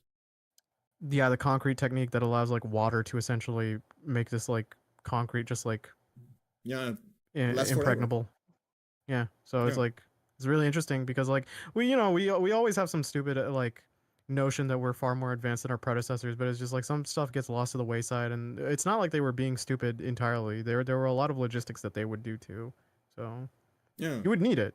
If you had anything comparable to an engineer or like something of those lines, of course you're gonna need like a clear head. It's not like everyone was going around. It's like, well, we formed these rocks to make a wall to keep Ghost Jesus out. Yeah. Not like Yeah. like I've always like thought about this. Like the reason we seem to be smarter is because of collective knowledge, not individual knowledge. Yeah, no, no. Like we as a society have figured out so much that it looks like we are smarter, but like individually, all of us are Yeah. like around the same as like they were used to be. Well, it's like Albert Einstein saying like I stand upon the shoulders of giants is just like a very good and like Yeah. acknowledgement of just like science and the advancement is just like you are given all the collective knowledge of your predecessors, and then you can work off that template and see Yeah, if it's like it doesn't see matter what's wrong, see what's good, and then adapt. it doesn't matter how smart he was. He would have like done way less if you had to like discover gravity from scratch before. Yeah. But like someone else had discovered gravity already, so he could like go from that. And like, yeah, it's like, and like there's also a theory for like what happened to like I think it was I don't remember. I think it was Caligula. Uh, I don't remember if it was Caligula or Nero. It was one of them. But like the point is like for like the first half of for like the first part of his reign, he was like relatively normal and like well liked and stuff like that. But then Yeah. he got really sick. And when he came back, he was like declaring war on the sea and like making horse consults and stuff like that. Yeah, I can't remember because I remember Nero was just very much like performative showman. Yeah.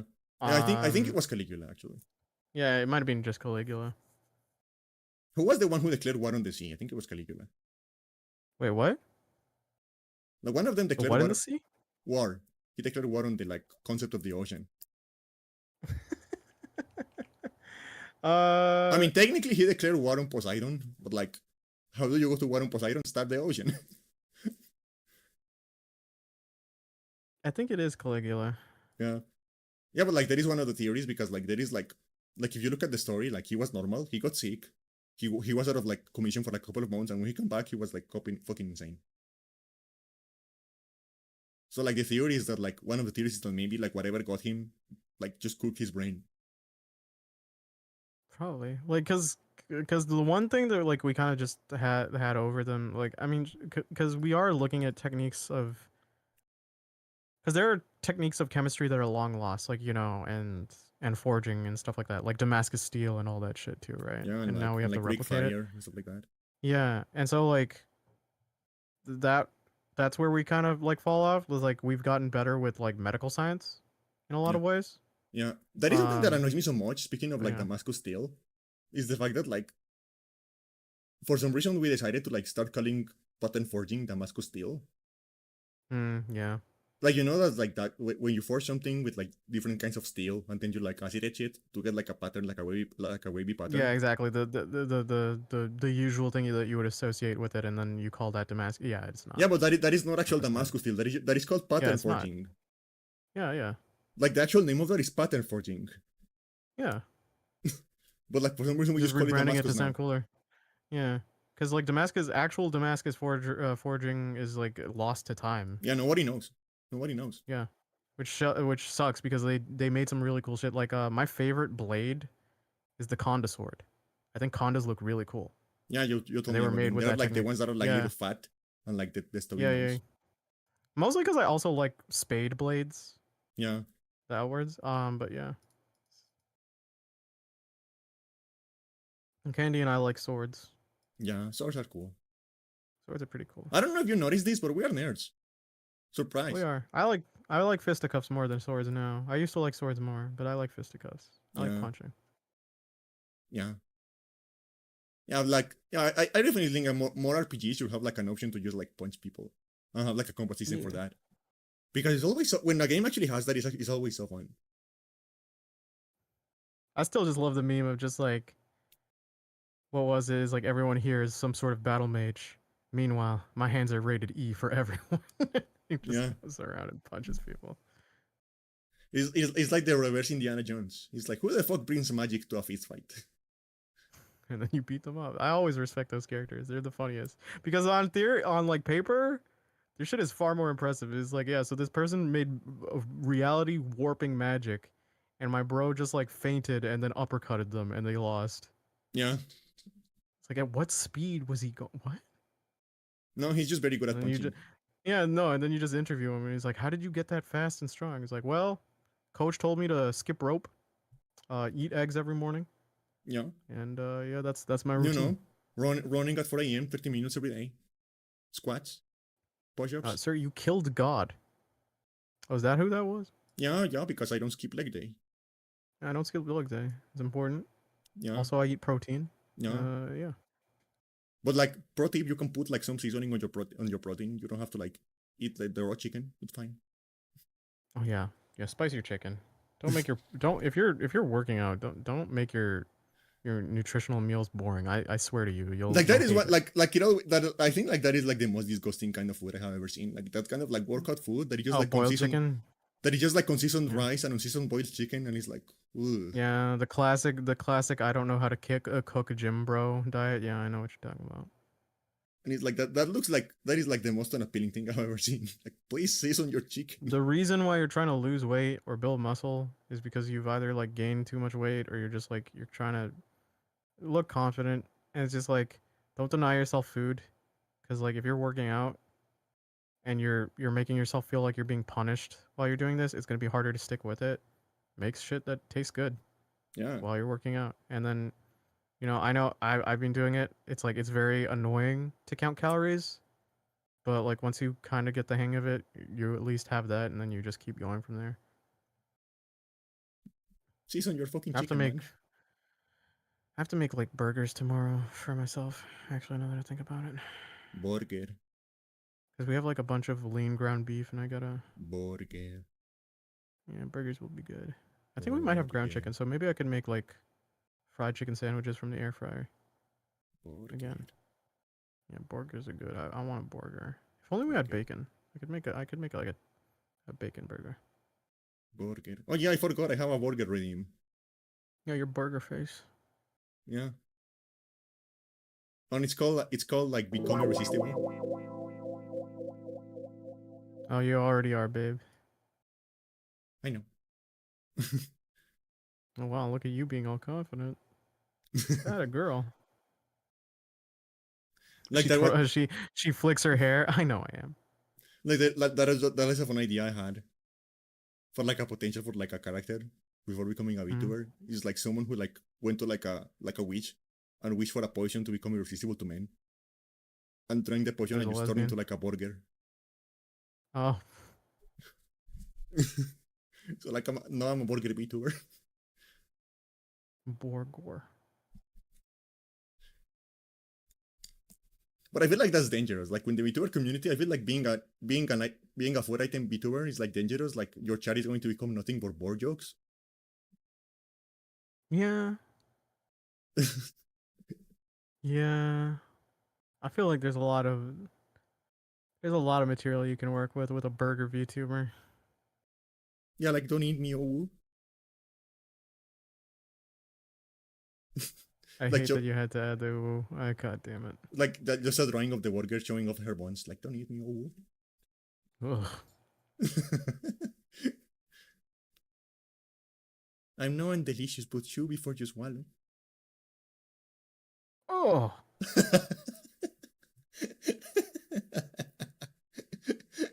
uh, 130 IQ, people.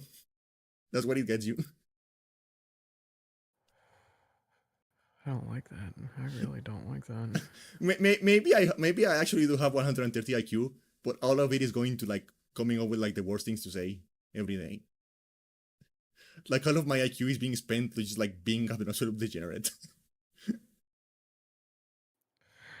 Well, if you guys want to spend all of your IQ deciphering what Candy says on a regular basis or watching my content, you can go to my YouTube at youtube.com/@nocturne. That's youtube.com/@nocturne on the link in the title. If you wanted to use most of your IQ I to... feel like we should clarify that, like, because it's been like a couple of times already that I say something and you immediately start like doing the outro, like you just want to leave. Like you just want to leave. I feel like we should clarify that before we start the podcast we have like a time, we have like an hour. It's like, yeah, this is going to go for like 3 hours today. So like he's not leaving. He's not leaving because I scared him. I scared him away. He's leaving because like this is what we I planned. kind of like the other bit though. I kind of like the other bit that I'm just tired. Yeah, he needs to go to bed. Like I need to. Well, he yeah, spent all yeah, his because it's gonna be Monday. He spent all his energy on me. And not even in the fun way. And you could all expend your energy on watching more of Candy's streams. This week, as she plays more Persona 5, are you playing Persona 5 X on stream? Yeah. I don't know if I'm also going to play Persona 5, like not the normal one. Okay. Let's see. Yeah, and subscribe to her YouTube where you can see clips, broadcasts, and the podcast all on her channel. If you want to see more, check her Blue Sky for organized thoughts. Well, as organized as her 130 IQ brain can create. Yeah. And if you want to discuss matters of the utmost complexity with our genius Candy here, go to our Discord. The most intellectual conversations only on my Discord. Go to our Discord and you can have real rhetoric, real raw rhetoric that our forefathers from Athens would be proud if they saw. And I look at my Discord, I check my Discord, and it's just like everyone posting a gif of a little cat going wee wee wee wee wee. The bot will leave all the links provided, and if you have such feedback for the podcast, like Candy with your 130 IQ, I pass the buck to you. I said I was mad, not that I was funny. But if you had such feedback as please stop scaring off your co-host.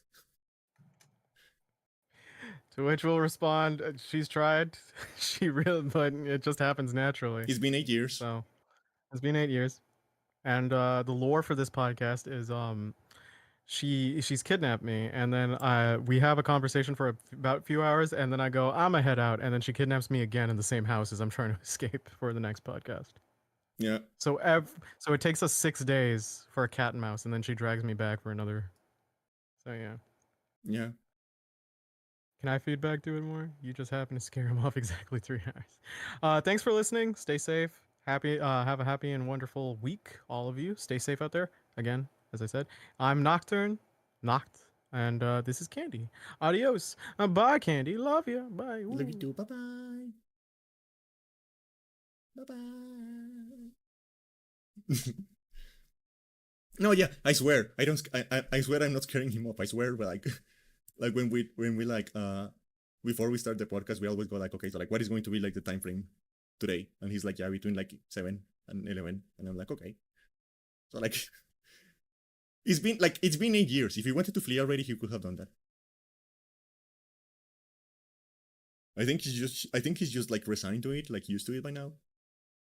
He's just like, yeah, this is my life now.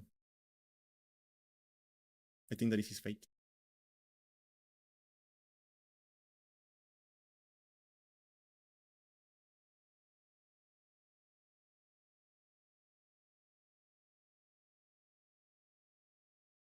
Yeah.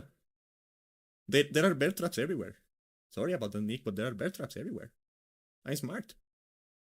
I'm smart.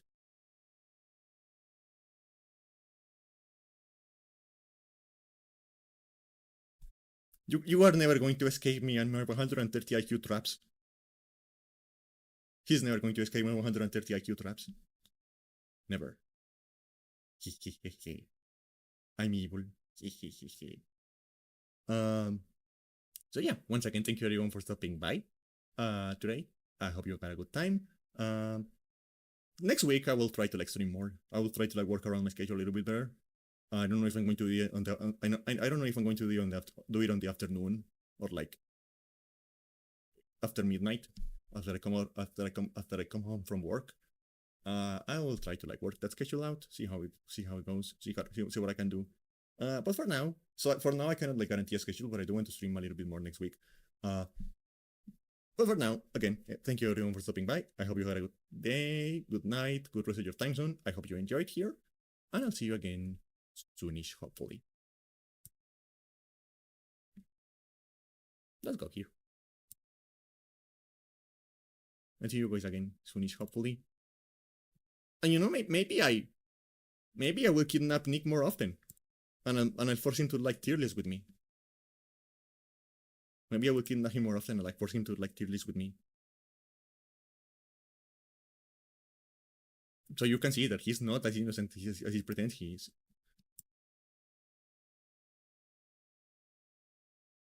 Has he seen? Yeah, he has seen the plain tier list. He has seen the plain tier list.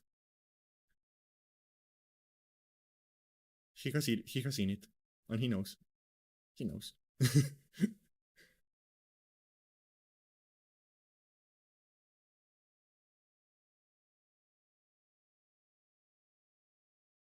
Yeah, but like again, thank you everyone for stopping by, and I'll see you again soonish. Bye bye everyone. Have a good day. Bye bye. Or good night. I don't know. Time zones are funny. Bye bye. Bye bye. Bye bye. Bye bye.